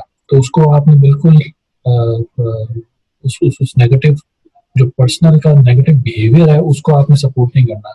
आप इशू के ऊपर ले आएं और कोशिश करें कि इशू के ऊपर टाइम बाइंड करें रिस्पॉन्स करने के लिए। तो पॉइंट क्या, डिस्कनेक्ट करें बंदे को और इमोशन को। अगर अपने बंदे के नेगेटिव उसके बिहेवियर को ज्यादा फोकस किया तो फिर तो बहुत मुश्किल होगा आपके लिए। आप उसका जो इशू है जिसकी वजह से वो इमोशन ट्रिगर हुआ है, इमोशंस ट्रिगर होते हैं, तो वो जो इशू है उस इशू को सामने रख लें और उसके ऊपर बात करें आराम से। That's it. Thank you Farhan, thank you so very much. मेरे पास एक और रिक्वेस्ट आई है जो मैं आपके साथ शेयर करूंगा। हमारे बड़े अच्छे कुलीग हैं कैसर मिन्हाज साहब, उनका वो जो फिक्टिशियस इमोशंस के हवाले से क्वेश्चन था, उन्होंने रिक्वेस्ट किया कि फरहान साहब से कहें कि इस पे थोड़ा सा और बात करें। ये बड़ा चैलेंजिंग काम होता है और इस पे मास्टरी करते करते भी वक्त लग जाता है। आप वो फिक्टिशियस इमोशंस वाले क्वेश्चन पे थोड़ा सा बताएं और बात। मैं कैसे साहब, आप इसके अंदर बड़ा सिंपल सी आपको टिप देता हूँ। Don't think about this thing. जितना ज्यादा आप सोचेंगे फेक इमोशंस और ज्यादा आपको परेशान करेंगे। As I said earlier, emotions contagious होते हैं। आप अपने इमोशंस के ऊपर फोकस करना शुरू करें। इमोशन इंटेलिजेंस का पहला असूल क्या है, अभी मैंने आपको बताया। पहला असूल है सेल्फ अवेयरनेस। मेरे अपने इमोशंस कितने जेन्युइन है, इस पे फोकस करें। सेकंड इज कंट्रोल करें अपने रिएक्शन को, रिस्पॉन्स करना सीखें। थर्ड आता है कि अगले को समझना है, तो आप थर्ड के ऊपर पहले पहुंच रहे हैं और थर्ड में जो पहुंच भी रहे हैं वो भी फेक इमोशंस को फोकस कर रहे हैं।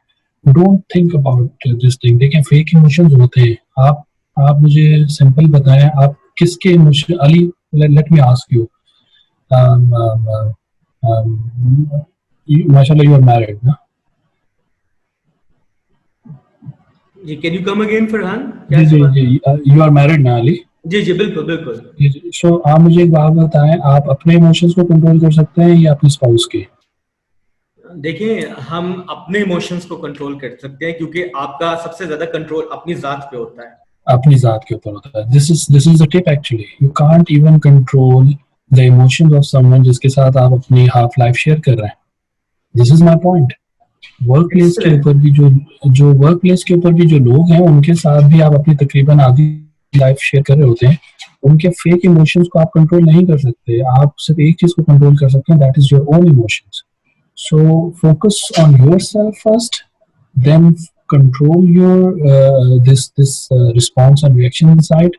फिर उसके बाद में एम्पैथी वाली से, अगर किसी का फेक भी है ना तो कैसर साहब आप ये समझें कि उसका जो फेकनेस है वो एक बीमारी है। Fake emotion is a sickness. तो मुझे एक बात बताएं, जब आपको पता चल जाए कि जी कोई बीमार है तो आप क्या करेंगे? आप उसको हेल्प करेंगे रिकवर करने में या उसको पकड़ने की कोशिश करेंगे कि नहीं तुम बीमार हुए क्यों? So point is not that कि हम फेक इमोशंस को पकड़ें, रिपोर्ट करें या उसको रिप्रिमांड करें। पॉइंट इज कि हमें उसको एज अ सिकनेस समझना चाहिए और ऐसा एनवायरनमेंट क्रिएट करना चाहिए कि या तो एक्सपोज हो जाए या वो आपके अच्छे इमोशन को, जो आपका है जेन्युइन इमोशन है, उसको भी अडेप्ट कर ले। तो आप अपने पे फोकस ज्यादा करें अपना, रादर देन कि फिक्टिशियस इमोशंस को के ऊपर फोकस करें। तो ये एक आई कैन शेयर, इससे ज्यादा शायद अभी मैं शेयर ना कर सकूं। ठीक है Farhan, thank you very much. I think हमारा टाइम भी जो हमने बजट किया हुआ था, we had budgeted 1.5 hours for this session. जी, मेरा असल में एक मीटिंग भी है तो sure completely understand, and I think we are done. Our time is over. 1.5 hours we had budgeted for this session. It was excellent, brilliant, and one of the most interactive session. और उसमें the credit goes to Farhan and credit goes to all the participants. देखें फरहान, मुझे तालियां भी नजर आ रही है। आप सबने जाना नहीं है।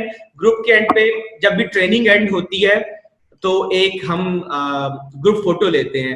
अब इन पर्सन ट्रेनिंग तो ये हो नहीं रही, तो मैं तलहा से रिक्वेस्ट करूंगा कि गैलरी व्यू में आ जाएं और जिन लोगों ने अपनी वीडियो हाइड की हुई है प्लीज वो जरा अपनी पिक्चर सामने आ जाए ताकि हम एक ग्रुप फोटो ले लें।